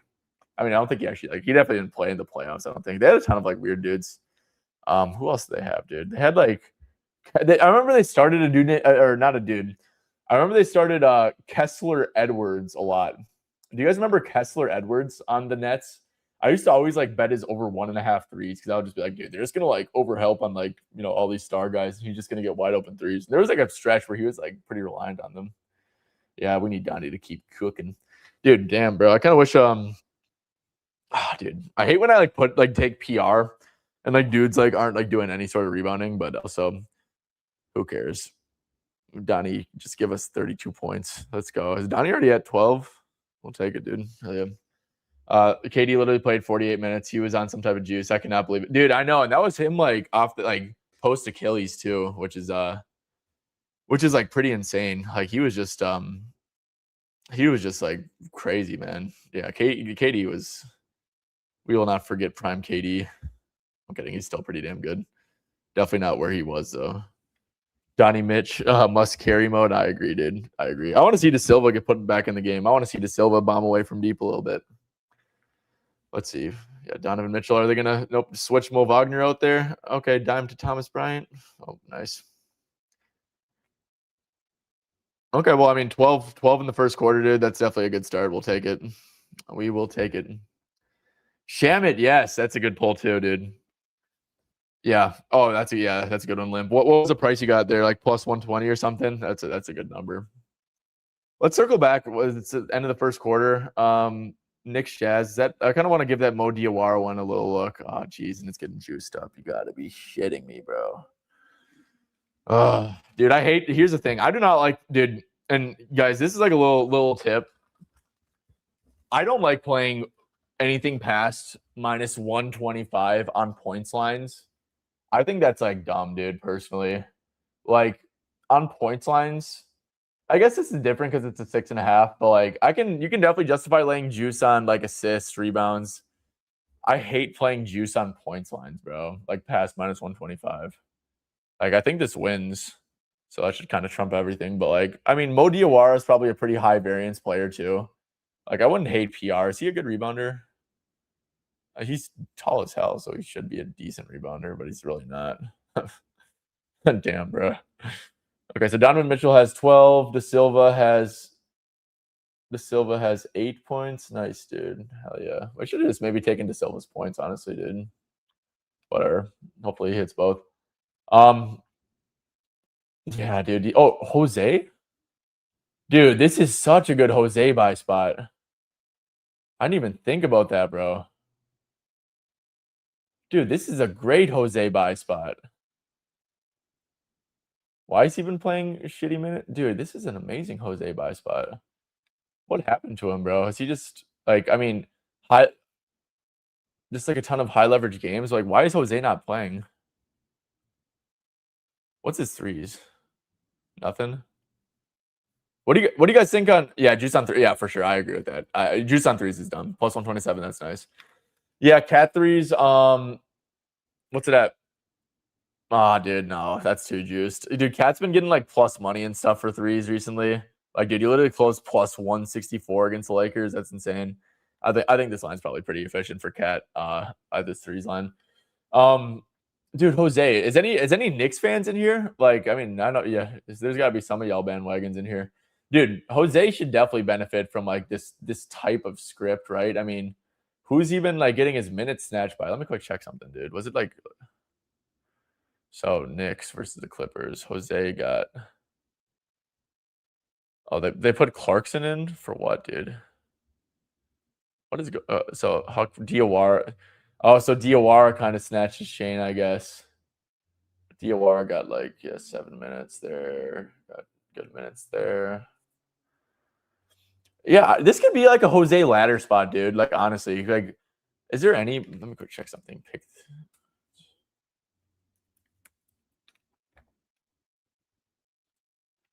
What do you guys think about Jose? Oh, and there is 3-point props. Dude, 1.5 threes for Jose at plus 176. I think that's a good bet, man. I actually really do. What's his 3 threes at? Plus 520. I can see that, dude. Dude. I actually really like Jose's 1.5 threes. I can't lie, dude. Against the Jazz, like it just like buy into the variance a little bit. If he plays 8 minutes, you're probably cooked anyways. But like I don't think that's gonna happen. What's your guys' thoughts on Jose? I need some takers here because I'm kind of like leaning towards him a little bit. Honestly, I need some opinions. Definitely a buy low, yeah. Dennis Schroeder for 3, good. Dude, I love it. Honestly, dude, I don't. Do you guys do this too? When you guys are like sweating out a bet and you have like a points line over for someone, I like root for like, especially when it's a star player. I root for I root for everyone else to miss. I like when other people miss. But yeah, what's your guys' take on Jose, man? I can't find a guarantee. That's what I'm saying though. That's why don't take 5.5 points. Take 1.5 threes for plus 180. Because to be honest, dude, like genuinely, what are the chances that he like goes over by hitting like 2 twos? Honestly, like it's probably pretty low if I'm gonna be completely honest. Like Jose, I mean, with the, like what percent? Let me quick check something. Jose Alvarado stats. His 3-point rate is probably ridiculous. So if we go down here, let's just go with the Knicks. If we go here, and actually, hold up, I don't think I have to do all that fancy stuff. So with the Knicks, so yeah, like 3/4 of his shots are twos, anyways, or not 3/4, 4/6. So 2/3 about 4/6. Yeah, not exactly what you mean. I thought about Jose earlier, but it feels pretty high risk. He's getting very little minutes, and he's not shooting a lot when he's in. If it's not a big blowout early, it feels thin. Yeah, no, I see where you're coming from. That's what I'm saying. I'm not saying take the 5.5 points. I'm not saying, but I do think there is value in betting plus money in those type of spots, right? Because, dude, if you're right, and he plays 16 to 18 minutes like he kind of was before, then like, I mean, dude, that's an amazing bet. If you get 18 Jose minutes, let me quick check something. Actually, is that a foul on Donovan Mitchell? Okay, let me quick check something here. So for the Knicks, let's give Jose. Not saying I have him playing 18 minutes. I think that's probably a little bit overzealous. But honestly, dude, I don't really buy that like 14 or that 8-minute stuff either. And maybe I'm tripping. Jose Alvarado. Was there any like because there's no Josh Hart too, guys. You got to remember that. Like that's another thing that's like interesting. So if you give him like honestly, dude, like when you factor in the spread and when you factor in no Josh Hart, I think like 16 is a fair projection. Like I think that's fair with like upside, of course. Okay, so he's at 3.7 attempts, 5.9 points. Yeah. Okay, maybe you guys talk some sense into me. I don't know. That's somewhat interesting to me though. I think you're getting a good price at the bare minimum. I agree. If you're gonna do it, put like half a quarter unit on plus 23's line and put it, yeah, 100%, dude. Yeah, but putting minus money is like dumb. Evan Mobley. Evan Mobley's doing his herky jerky little moves, and he just got a bucket. Evan Mobley.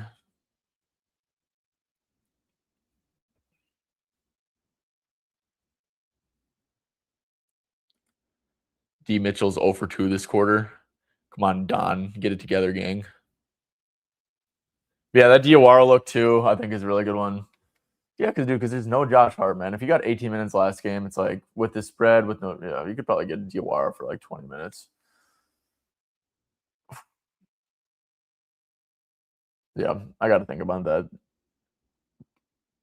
Jalen Brunson unders, anyone? You guys have any take? Do we have any takers on some JB unders?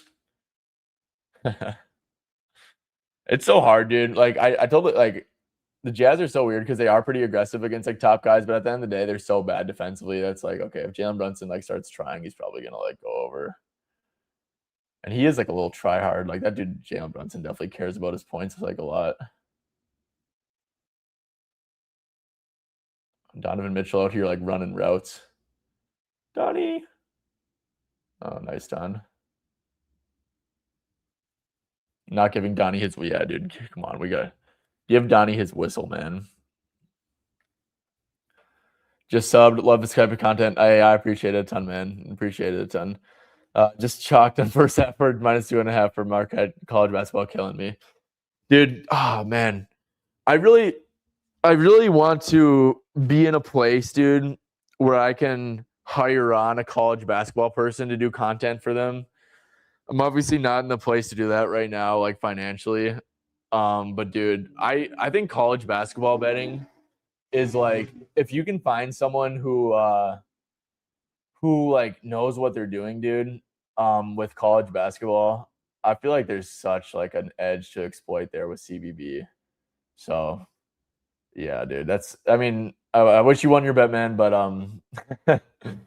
damn, yeah, no, college basketball, man. I wish, especially with March Madness coming up, dude, like that would be elite. Like, especially with the prop market in college basketball, dude, it's got to be like, it just got to be like not that tough to beat. Like, honestly, dude, what is this lineup? They have Schroeder. This lineup's weird as hell, bro. They have Schroeder, Harden, and Mitchell all in the same lineup. That's weird as hell. I wouldn't just bet because we are predicting the rotations. Don't think we have an edge here. You're talking about on the Knicks. Yeah, no, it's just a different animal, no doubt. No, I bet. You had Juan Soto over 1.5 hits, runs, and RBIs, and he hit a home run in the first inning. Wait, dude, baseball? Wait, what do you mean? Was there an MLB game today? Let's see. I'm in Virginia. I can't do props. Thank God for that. Oh man. Wait, what do you mean you can't do props? Why can't you do props in Virginia? Hardaway, yeah, dude. So like I said, I'm just gonna be honest, man. I'm pretty out on like all of the Denver. I'm pretty out on like, damn, yeah, but Tim is pretty low. But I think he had some like kind of crap minutes. So he had pretty crap minutes in the first game with Gordon back, and I don't know. I'm pretty out on like the Denver roll guys, dude, just because of how I think they defend Jokic, right? Like if Jokic has like a 40-point game, you're probably just like not many of those dudes are gonna go over, you know. Oh, World Baseball Classic. Yeah, I'm dumb as hell. I forgot that shit was going on. You played Bane over 20.5 points. Nice, dude. Is he cooking? Desmond Bane, 10 points. Hell yeah, dude. Good stuff. That's looking pretty good. Dude, I got, oh my gosh. Dude, yeah, that Draymond under, bro. Oh my, dude, that shit actually had me so mad, bro. Like that was like such a joke. Like I just wanted to have like a 5-2 night, dude. Is that like too much to ask for, bro? Like after like this like stretch I've been going through, like I guess the last 2 days have been like profitable, but like before that, dude, I was just like, can I just get like a plus like 2.5 plus 3 unit like day, dude? And then Draymond, bro, it's like, bro, that shit had me so mad, bro, because he was the reason why I went to overtime too with that dumb fouling shit, dude. Like, bro, that shit was so stupid. I was so mad, bro. Oh my gosh. Yeah, I'm talking about the Knicks. Yeah, no, that's fair. Also, if I'm gonna bet Jose, I'm gonna live bet. Oh, facts, dude. Yeah, dude. No, dude, that's really smart. That's really smart. Yeah, the live angles will be alive for that for sure. Mobley, Desmond Bane, Tristan Da Silva, Jalen Suggs, Wendell Carter Jr. Are those dudes all eating? Is that who you're on today? Hell yeah, dude. Yeah, they're all cooking. Yeah. Bro, did not bring. Yeah, dude, that Draymond under, dude. That should have me sick, bro. You can only get college basketball props on dude. You guys need to dabble with some of the offshore stuff, dude. I feel like none of y'all know about that stuff. Like, dude, that stuff is like way better than like the retail books. I'm not even like bullshitting either, dude. Like, you guys need to be on those because those are. I mean, I don't think maybe those aren't every single state. But they're damn near every state. I mean, like when I was in Minnesota, that's what I was ripping and shit. Yeah, y'all need to learn about those offshores, dude. And if you guys have any questions or whatever, like for me on that, like you can DM me on X. I don't want to just like air everything out on YouTube because I don't know what the algo is gonna think of that. 4 or 5 shouldn't have gone. Yeah, dude, that's what I'm saying, bro. Yeah, 4 for 5 from deep is so ridiculous for Draymond, bro. Like every time I look up at this dude's box score, it's like 1 for 5, like 2 for 6. And then, dude, we had him against the Thunder too, and he shot like 2 for. I mean, that was actually kind of a bad bet though. But like, no, that Bulls one, dude, that shit pissed me off so much, dude. You don't even know. Wow, is that a foul on Dennis? Yeah, Draymond might be on the ban list. It hurts enough to watch him play. Almost unbearable to watch him play while he sinks him back. That's facts. Oh, Quickly's cooking. Damn, dude. Yeah.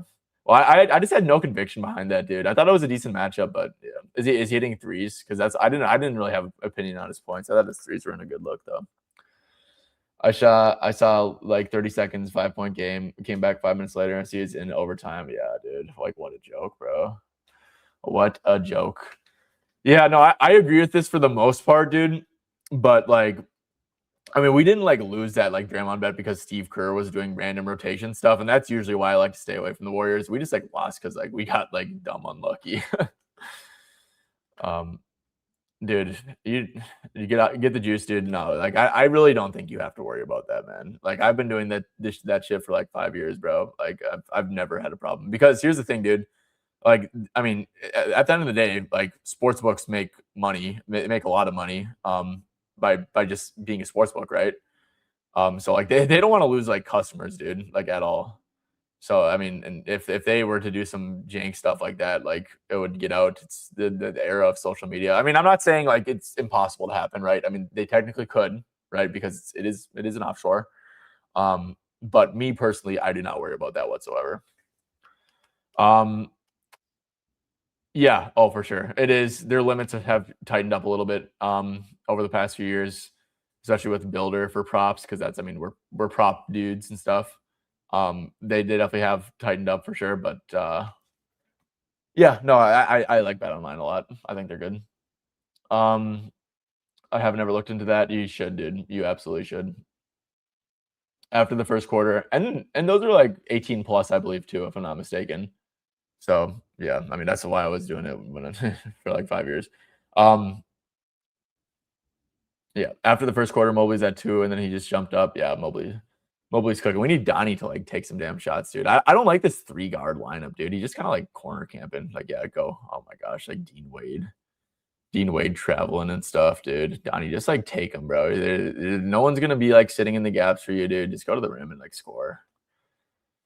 Donnie Mitch is kind of making me like anxious. No, I'm playing. Time is at 8:28. Let's see. So that game starts pretty soon. This is a pretty good game, though, dude. The Magic have actually been playing like really good recently. Suggs. Donovan Mitchell needs to like grab a damn rebound, dude. Like, what are you doing, man? Can you get us one? Okay, hard and isolation ball. Yeah, this is fun to watch. Yep. Oh wow, they didn't call a foul there. Most memorable. Oh man. There's so many of them. It's all like live stuff, honestly, dude. Like the live stuff, like back when like we would just be getting like glitch lines and like going crazy. It's definitely that. I think like most memorable, like craziest winner. I think I had like one like Kyrie one.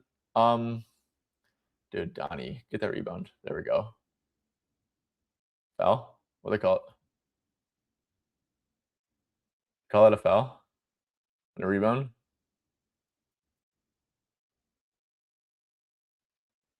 Is that would that have been a rebound if it was a jump ball either? I don't even know. Let's see. Donnie. Oh, that's definitely a rebound. And then yeah. No, that's probably a jump ball. Let's see, is Mosley gonna can you challenge that even? No, Donnie's sitting.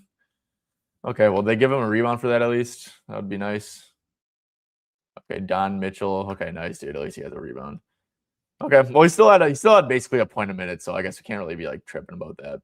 But no, yeah, like dude, I had one Kyrie one, dude. I remember back in the day, Kyrie was like, Kyrie used to just like take over. It was like honestly though, it was all those Chris Paul Suns bets, dude. Like Chris Paul, because it was just like you just know it's coming, dude. And it was like such a good feeling. Like just like you get so in tune with a player and like how they play.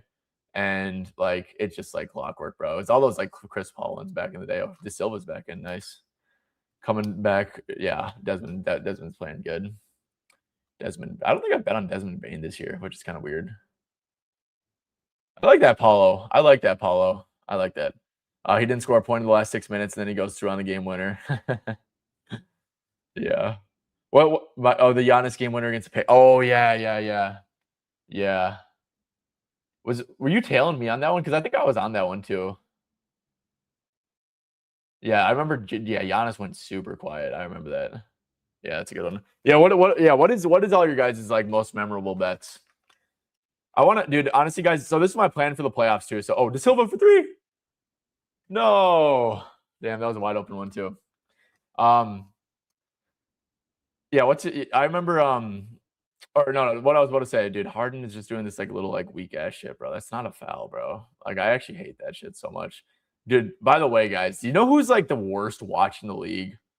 Bro, Austin Reeves is actually like, I like Austin Reeves, kinda. Bro, he's like pretty unbearable with his flopping, dude. Like, he's really not even like playing basketball out there. Like, it's kind of annoying, dude, because like sure, dude, you're good, I guess. But like his whistle, bro, him and like Ty Jerome, dude. I can't like I get it to an extent with SGA, because at the end of the day, SGA is SGA. But like, dude, like the Austin Reeves and Ty Jerome's, dude, are like, bro, I hate watching that shit. Anyways, guys, with playoffs, I'm gonna do these watch-alongs the entire time, every single like night, I think.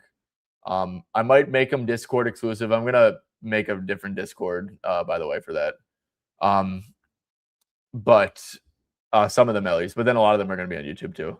But I'm gonna be trying to like do like live like way more like intensively and stuff with that, because that shit's like fun as hell. Oh, guys, one thing we didn't even talk about. Let me see what you guys are saying in here. Luka's the worst. Luka's the worst to watch. I agree, but like you get it kind of with Luka, bro. It's like, dude, when it's the stars doing it, like you can kind of acknowledge it at least, right? And like y'all know what I'm saying, right? Like, yeah, at the end of the day, dude, it's pretty egregious with like all that flop and shit. But like you get it with the stars. It's just like when these like fringe dudes are trying to like, and like they're getting rewarded with it too. It's like, dog, like win something like significant before you start like doing that shit. You know, like be a max player before you start doing that. I don't know, man. That's how I feel about it. You play the Seahawks, the Super Bowl winner, my team after games. Oh, dude, yeah, that's probably like elite, bro. Damn. Yeah, winning a future like on your team, you probably doesn't get much better than that. Calibrating at an extreme level, I agree, dude. I actually fat fingered bonus bet, put 100 on Alvarado PRA and Gobert points. Damn, dude. That happens, though, man. That happens. My birthday week, I was winning back to back. You made 1,500. Damn, dude. That's a good stretch, man. That's a good stretch. Yeah, playoff watch-alongs will be fun as hell, man. I'm super pumped for them. I'm super pumped for just like playoffs in general. My channel's kind of been like going downhill, and I that's why I really appreciate all you guys who are like tuned in and stuff, and like constantly showing support and in here for like the watch-alongs and stuff. But my channel views have been like going like shit, dude. So I kind of need like the playoff boost. Like playoff content does so good, man. And like, yeah, the watch alongs with the live betting, dude, that shit's just gonna be fun, man. I like the playoffs, dude. It's just like you can really just like nerd out about hoops and like have fun and watch like high level play and not have to worry about like who's playing on a back to back and shit like that. It's just like good hoops, man. I like it. I've done that with the home run bet. Use my $10 and lucky. Oh, dude, nice, dude. Yeah, the home runs, man. I wonder. Yeah, I got to make some sort of like home run model. I got to like really deep dive MLB, man, and like get ready for this. I'm probably gonna do it during the playoffs, just like during the day and getting into that. I don't think I'm gonna start betting MLB until we get to like the conference finals, though. Honestly, get some data behind it, get some to stay locked in on the NBA. Wrote the Kawhi assist the other day. I just kept laddering it. He had 5.5. Oh yeah, dude, good stuff, man. Yeah, Kawhi. I thought that was a pretty good bet, honestly, dude. Like the Knicks can be like pretty damn aggressive against like top guys a lot of the time. Mac McClung had 54, 7 and 10. Oh my gosh. How have we not talked about Bam Adebayo scoring 83 points, bro? I feel like we got to bring that up. Like, what are you guys' thoughts on that? I'm gonna let you guys get a few comments out before I give my truth on it, because I might have an unpopular opinion on it. But yeah, what a ridiculous game from Bam. Yesterday I cashed out a winning ticket, 60 instead of 250, and I just needed Atlanta to go over 235. I won at 236 and a couple rebound props. Nice, Joseph. See, you've been eating. Love to see that. Harden versus Wendell. Okay, we need some more Tristan Da Silva threes.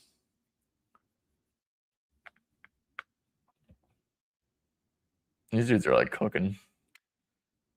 Let's see. Okay. What's that? A foul on Dean Wade?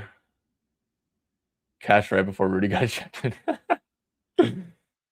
Do you like live betting? I do. I just need to be locked in. Like, dude, if I'm reading the comments and stuff, and like I got to be like really locked in on that. And have I also think you need to come in with a plan of attack for live betting. And I think if you come in with a plan of attack for live betting, I think it's like, I think it's better and more smart than normal betting. Personally, actually, baseball pitching props are the best. Yeah, they're definitely fun sweats. And I had Jason Tatum to go over PRA and Jalen Brown got ejected. That helped. Yeah, dude. That's lucky, like a great feeling when like you see stuff like that happen. It's like, oh yeah, no, my guy's probably gonna win. Props Madness, yeah, dude, that's gonna be good. I'm pumped. I'm pumped for that. Everyone should boycott the NBA, dude. Why, bro? Home run live bet plus multiplier. Oh, jeez, dude. I wish bro subbed out at 81. Yeah, dude. I think that was kind of a joke, honestly. Like, first of all, you guys know him. I think Bam's a really good player. I do. I think he's a very average offensive player. And I think all the numbers back it up too. Like his true shooting, his shot diet is pretty abysmal for someone his size in specific. And I just think it's like kind of like a joke, dude. Like good for Bam, right? Obviously, good for Bam, all that stuff. But dog, like Bam Adebayo, like a middle of the pack offensive player, you know, sure he's like around 20 points and stuff, but like he plays in like the highest paced offense in the league and plays like 34 minutes a game or whatever. It's like, really, dude, like he's the one who's like second all time in scoring for a game. And it's like, and like when you look at like, oh, it was against the Wizards were bullshitting. You see how he got it at the end. It's like, that kind of just feels like a smear on like the NBA. You know what I'm saying? It really just does. Like, I don't know, man. I thought it was pretty gross how he got it. Like they were like, and like I get it, dude. Like I mean, like shoot, dude. If I was a Heat fan, I would probably be like rooting for that too. It's like, oh, dude, yeah, keep doing this, blah blah blah. But yeah, unacceptable with 86 shots. Yeah, how does he shoot all those free throws, dude? Bam's not like a high free throw rate guy. Like I said, I wasn't watching that game at all, but I don't know. Feels like probably pretty fixed or something. James Harden just shoved the hell out of him. My most memorable bet of this NBA season was in King of the Court 3 weeks ago. Oh, was that against the Lakers? Oh, nice, dude. Damn, you got 811 and then you flipped that into 6. Nice, dude. Hell yeah, dude. That's awesome. That's really good stuff. Yeah, was that Lakers game? I think it was. The gig is up. Bam showed the world that the stars of today are garbage and anyone can ball at a record ball game. Oh, that's funny as hell, bro. So many people hating on Bam for scoring 83 is crazy. Kobe would have been disappointed. I don't know. Would he have been? Kobe would have like, you know, obviously supported, but deep down he probably would have been like, well, damn, dude. Like if I was like able to do this against a team that was like literally a G League team with that, like I could have scored 100. That's probably what Kobe would have thought. But yeah, Kobe like publicly, if he was still with us, would probably be like, oh yeah. Yeah, no, I'm probably proud of that. Yeah, no, we talked about that, Patrick. Minutes have been super shit recently. I am a fan of his over 1.5 threes at the plus money price you're getting. Like I think it's plus 180-ish. But a lot of volatility and variance there for sure. His minutes definitely are not promising as of recent, so got to take that into account. Oh, dude, I don't think I've ever done that, honestly. Well, because I've only actually I went to a Hornets game and I think I actually did live bet something. I don't remember if it won or not, but oh, Donovan for 3. Oh, great pass, Mobley. Oh, and that's a brick. That was a really good pass, so Mobley. We will not forget that. That was a good pass. The Silva cherry picking to Carter. Dude, this dude Carter just yanks, bro. This dude just shoots. You think he's like Steph Curry. You just randomly watch a Magic game, you know? Okay, spot Sam Merrill, brick. Okay, Donovan needs to actually start like doing something, bro. I'm getting a little bit nervous with Spidey getting there on under 50%. Yeah, dude, that's that too, man. Like Paulo's been hooping, man. He got a lot of slander, and I can't say I'm the biggest Paulo guy either. But he's been playing good basketball for sure.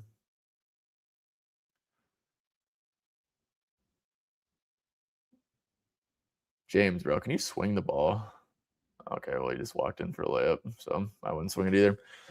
You parlayed Ojo Hatani and John Judge hit a home run. They were full playing Yankees and they crashed. That was the same game. Dodgers versus Yankees hit one in the first inning. Jeez, dude. Yeah, no, that's crazy. Understandable that players in the league were salty, but personally watching the end of the game was hilarious. Never seen teams go like frantic like that to stop a guy like that. Let me ask you a question. What is the point of a G League? Mac McClung has been the best player in the G League for 5 years. It has improved every year, saved the dunk contest for 3 years. 43 3-pointers attempts. Yeah, no, it is ridiculous. Kobe Bryant had 81 with only 20 free throw attempts. And that game was competitive too, dude. And let's see. And he would have won it again if he played one game in the NBA for 33 minutes and had 20 points, 9. Why is he not playing backup? So, J-Mac, this is why he's not playing backup. It's because he's 6 foot. He's like a 6'1" guard, probably $175, $180. He's not going to be able to defend.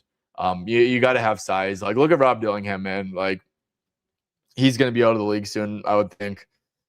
You got to be like really, really good. You got to be like, it doesn't really matter what stats you put up, dude. If you're going to be like a hole on the court, no serious team is really gonna want you, dude. Like, honestly, or like sign you to like a standard contract. I don't think so.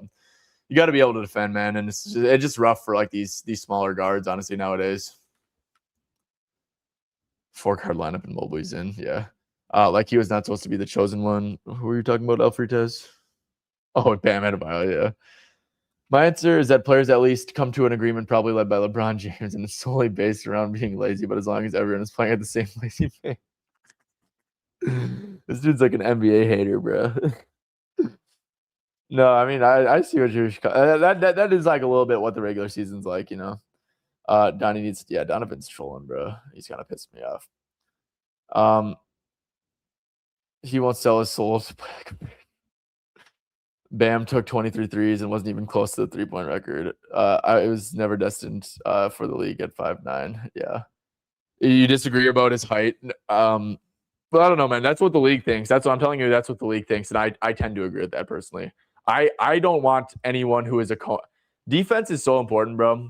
Like, dude, if you just have like someone who can't, like, dude, I watched Rob Dillingham play for the Timberwolves. Like, I don't know, he didn't play much, but like when he did play, dude, it's just like you're cooked, bro. It's like you can't, like, at best, dude. You're like, I feel like at best you're going bucket for bucket. You know what I'm saying? So like Mac's a good player. He was awesome in high school. I used to always be grinding that Mac McClung ball as life tape. But I just don't think he's like he's just too small. You know. Let's see. I was wondering why you didn't take Shea assist against the Nuggets. We cashed him.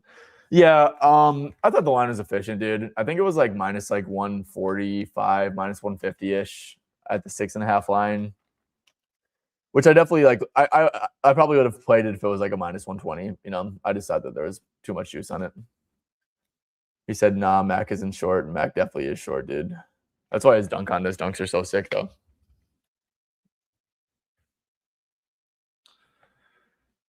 Oh, yeah. Do you guys watch college basketball? Who's the favorite for March Madness?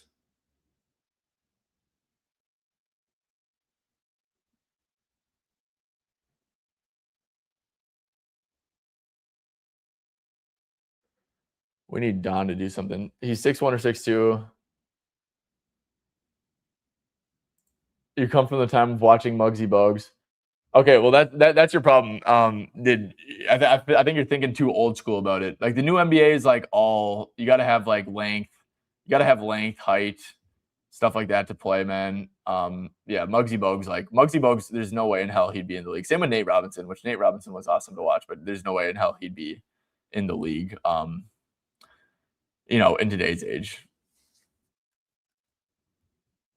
Why is there so many? Yeah, I know. That's what I'm saying, bro. This is gross, dude. It's just like Harden like dominating the ball. This is actually like a gross watch. Just had 12 in the first quarter. What is he taking? Like 2 shots this quarter, dude? And he's like not rebounding either. This is a tough watch, bro. Why is James Harden playing so much, dude? Like James Harden, dude, I swear he like played the whole first and like got back in at like 10 minutes. Get this dude on, bro. Defense is the worst, dude. No, it's not, bro. Like defense is actually the best. It's like Dude, that's why so many dudes are like tearing their Achilles and ACLs, dude. Like the game is like playing at like a ridiculous pace. Like no, defense is not bad at all right now, dude. Like I mean, you see the tanking teams, like yeah, it's bad for some teams, but like you watch like a Celtics Pistons game, dude. Defense is not bad whatsoever. Like I think you're just watching the wrong. You're watching that like Bam Adebayo mixtape versus the Wizards or something. Donovan for 3. Nice, dude. Good job. Oh, yeah. There we go. We could have easily shot that right there, but kick it out to the beard for a little brick. Nice. Donovan. Hell yeah, dude. Good, dude. Evan Mobley's a nice team player, dude. I like that little like tap right to him. That was a very high IQ play. And he had that other tap out right there. I respected Evan. I respect it a lot. Okay, what is De Silva doing, dude? Paulo's just shooting like step back threes and shit. Was that what you get fouled there? I don't think McClung saved the dunk contest whatsoever. Other way around. What do you mean, dude? He definitely saved the dunk. You got to give Mac his dunk contest. His dunk contest flowers, dude. He's great on that stage. That's for sure. He got a bucket. Let's see. Do you remember when Caruso broke the league? How that happened? Caruso broke the league. What do you mean Caruso broke the league? Caruso is a great player, and that's why teams value Caruso a lot. Like Caruso's like that's why OKC, the smartest front office in the league, traded for him, dude. It's like you value defense. He's great. I really want to see another. I know. I want to see another one too. Got to represent Arizona here in Tucson. Yeah, Zona. Zona's pretty good, right? They were number 1, I believe. Yeah. Okay. Well, I don't know what okay. That's a fair point. That's a fair point. Like, yeah. No. Okay. If he's in the league, then for sure, what's his name should be in the league. For sure. Yeah, Mac McClung. That's fair. And I think they're both on the Bulls, right? Like he's on the Windy City Bulls, right? Yuki. Or no, they're both on the Windy City Bulls. I don't know why the hell Yuki's on there. Yeah. Okay. But I don't know what the Bulls are doing. Bulls are also just not a serious NBA franchise, honestly, in my personal opinion. So, dude, James Harden, bro, this dude is that's an offensive foul, by the way. He's hooking the hell out of him. Okay, dude, what the hell are we doing? Back out to D Mitch. Shoot it, dude. Screw it. Oh my gosh. Nipped. Okay, let's get a transition to Silva 3. Oh, De Silva, you got to camp your ass. Oh, D Mitch picking. Don't screw this up. Hey, let's go, Donnie. Good stuff, dude. We'll take that. Suggs to the wreck. Oh, good defense by the Cavs. My 34.5 PR. Yeah, is Paulo's diamond too. I mean, he's hitting a lot of threes too. He's playing good, man. He's playing real good. I'm liking what I'm seeing from Mr. Paolo Banchero for sure. They've done a pretty good, dude. Stop it, bro. Oh my gosh, dude. You're hiding how horrible Caruso is. Oh, how do you want to walk on the day and get drafted? And he actually got to start 20 games because the Lakers. Dude, you're hating hard, bro. Caruso is not a bad player, dude. Caruso is an awesome player. Like he's great. Caruso is amazing. Like every fan would love to have an Alex Caruso on their team, and I promise you that, dude. Dude, James Harden is so annoying, bro. Like, dude, oh my gosh. Just like walking past Paulo every time too. I guess this is James Harden's team now, bro.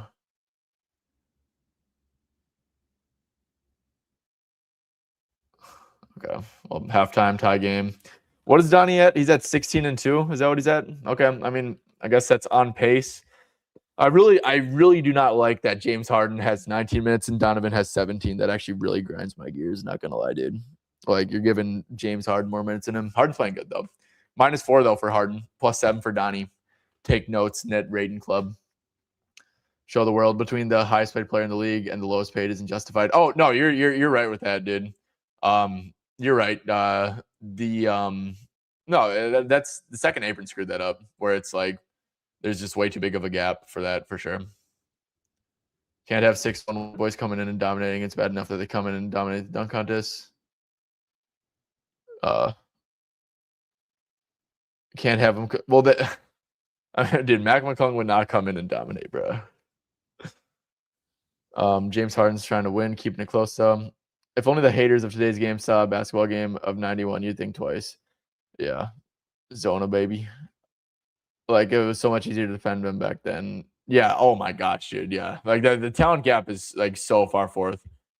The pace is way different. Yeah. I mean, the teams and people complain about the back-to-backs and stuff, dude. It's like, well, do you see how much these guys are like running nowadays? It's actually ridiculous.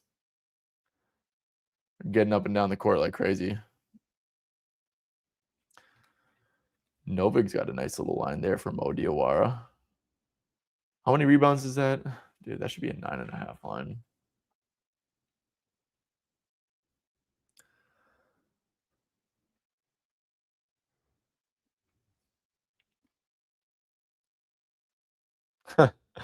Yeah, Harden. Y'all was hating on it too. Yeah, dude. Well, I'm sorry, bro. I'm not right about everything. It would be cool if you could bring up the scores so we can all see just. Oh, yeah. My bad, dude. My bad. Like this one, you mean? Yeah, my bad, dude. I said because of a fluke, he got to play 20 games and he dominated. He was literally the most favorite player. And are you talking about? I said because of a fluke, he got to play 20 games and he dominated. Caruso. Yeah, I mean he was good, dude. No, Caruso's a hard worker, dude. He worked his way up. He wasn't an amazing prospect in coming out. Yeah, no, he's good. No, it's literally James' team today. Yeah, no, it really is, dude. There are easily 150 players in today's NBA better than a lot of the top. Yeah, 100%, dude. Well, and yeah, defense isn't bad either, bro. Maybe they saw a swap and give Donnie. Yeah, hopefully, dude. I mean, shit. Kansas is a good squad. Yeah, Darren Peterson, he's got to play though. Oh, okay, that makes sense. Yeah. And he said the last one that they've really made that mistake with, they're not going to do it anymore. I'm happy for Caruso. Well, dude, here's the thing. He doesn't play like he used to because he's older and OKC's trying to win a championship. Like if you watch Caruso, if you tune into like Thunder playoff games, you're going to see Caruso, like his minutes are going to spike, and they spike in high leverage games. So they actually value Caruso so much that they save him. They don't want to play him on back-to-backs. He plays so damn hard that he gets hurt a lot. So yeah, it's mostly just like they're saving Caruso thing. It's not because they're hating on him or something. Nice, dude. Joseph, where you at? You're in Tucson, you said? Athletes in all sports have gotten better over time. We're just smarter, more efficient humans than we were 30 years. Yeah, 100%, dude. Bane threes, one attempt in the first half, and the Bucks hanging 2.5 line on us. He hasn't got 3 threes in a while. Got to remember that under for the next game. Yeah, no, I think that's a solid look for sure. We know what it takes to get better a lot more than we did. Yep, better. Yeah, 100%. I brought him up because if you compare him to Mac McClung, no, he's not, bro, dude. Are you like from like, dude, there's no way. He's not 10 times better than Caruso. Caruso is 10 times better than Mac McClung. Dude, like I think you judge the game off of box scores, dude. You gotta judge it based off of like impact. Like people who think that Draymond Green was like worse than Klay Thompson, like don't know what they're talking about either.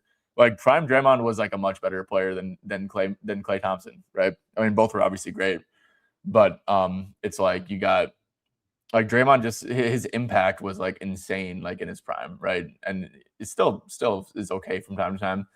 But yeah, it's you can't just like look at the box scores, dude. You gotta judge by like, you know, how much does this guy help winning, not by like, oh, he can. Because honestly, dude, there's probably like there's a ton of dudes in the league who could, you know, put up numbers in the NBA, like a ton of dudes, right? But they just can't defend or contribute to winning. Pretty much, he's old LeBron James with the Cavaliers. Here's 9 minutes. Nice. Hell yeah, dude. Is he subbed out too? I'm not hating on him, but you make the blanket statement that Mac McClung couldn't play in the league. Have you watched him play in the league? I have, yeah. And he is an absolute cone on defense. Like he's just a black hole, bro. Like I said, he's a good player, man. Like I do agree. Like he's a guy who should be in the NBA at this time of year on a tanking team, but he should never be in a rotation for a team that's trying to win. That's my take on Mac McClung. Yeah, exactly. I agree. He dominates as the top player in the G League every night. They brought him, but no team. Yeah, I do agree with that, man. He should be on a tanking team right now, getting like 18 minutes a night. I do agree with that. Yeah, what did he hit? Did he hit his threes already, or what's going on? Okay, so we can look over here quickly. Oh my gosh, 4 for 4, 1 for 2. I don't even know what the hell he has for threes. I probably should add that, huh? Probably should add that to this. Yeah, what is it? Jeremiah Fears got his little stint. Oh, geez, Fears is back in though. Damn, they're kind of giving him like good minutes. +5. Did someone get into like foul trouble? No. Okay. That's a little bit strange why they're playing him so much. I hope they take him out.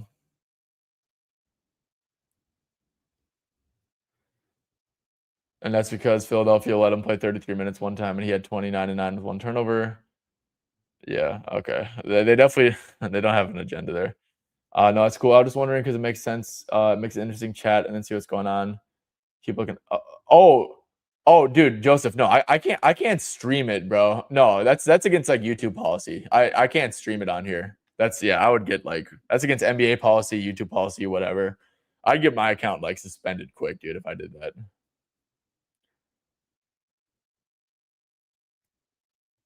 Yeah, I don't know. It's weird. No, I disagree with this, bro. I think he does have the skill. He does have the skill, but he doesn't have the height or the defense, bro. Like every chance he's had, he's shown that he doesn't have the skill. He's shown that. No, he does have the skill. I mean, but like so does like a ton of players in the G League and a ton of players who aren't in the NBA right now. When you yeah, yeah, exactly. TJ McConnell is also a really like pesky defender too. Like, yeah. Like you got to J Mac, you got to think of it this way. Like if giving Mac McClung minutes was gonna help an NBA team win basketball games, like dude, I mean they have full on scouting departments. Like these are very smart people, right? If Mac McClung, if there's a player out there that was actually gonna help win basketball games, like Mac McClung's not like blackballed or anything. Like there is some like Malik Beasley's blackballed because of like that gambling stuff or whatever. That's an example of someone who's like who would be in the league but is being blackballed, right? And maybe it's like he actually can't sign to a team or something. Malik Beasley's like who you should be talking about being blackballed, but he also kind of like did it to himself, which is like totally fair. But yeah, no, if Mac McClung could actually help a team win basketball games, like he would be on a team right now. Which is my point from the beginning. Oh, yeah, okay. I didn't even read the comment that I just selected. Yeah, no, I do agree, man. Yeah, like, dude, he did a lot for the NBA. They should reward him with like a tanking team should reward him with minutes this time of year. The money ball yesterday, maybe that's why heart matters. Yeah. The difference between G League and NBA is crazy. Oh yeah, for sure. Brownie looks like Bronny looks like Prime Jordan on the G League. Yeah, he does. Bam Bam Obama is one of the greatest scorers in NBA history. Bam Adebayo. Let's see what's going on with this prop.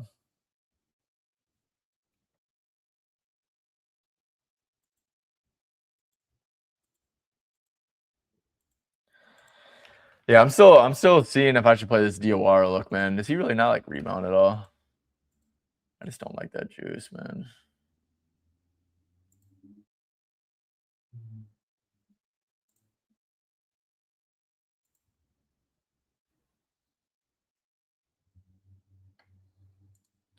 I think other tanking teams are also just using this time to see if they can develop. Yeah. No, that's a really good point, Lev. Really good point.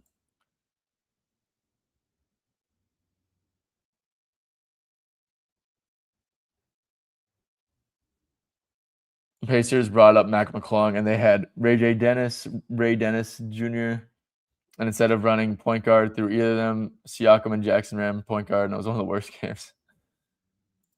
I'm looking forward for the NBA. Yeah, for sure. I agree. You get the juice. The NBA should be expanding for sure. I think they are going to do it pretty soon, and that's going to be so interesting, dude. When they expand and do the like every team has to keep whatever 8 players. I think that's going to be like make for really good content for sure. Oh, just the scores. Yeah. So, for like all of them, I've just been using my site for that. I guess. Let's see here. I guess that doesn't really update it. Yeah, I mean, this is what I usually put up, right? I mean, this shows the scores, right? It shows the back score, the rotations and stuff, the fouls. Seattle, yeah, Seattle should get a team for sure. But I guess team shows the tank now instead of taking a chance on someone like the best player in the G League. You see what I mean? Yeah. I don't know. I see where you're coming from, I guess. Like you think they owe it to Mac McClung because of what he did for them for the dunk contest, or because he puts up numbers. Like I said, man, I just don't think like NBA teams don't really care about numbers. They care about impact, right? But no, I agree, right? Give them a couple chances. I agree. I agree. I think a team probably should. I swear, I just want if I want to sweat a bet, not watch it, I'll put your rotations on my laptop somewhere off the side. Just glance. Hell yeah, dude. Let's go, dude. I love that. If he's not a if he's not a threat to be good or anything, and you're gonna tank the season, yeah, no, yeah, no, I can see that.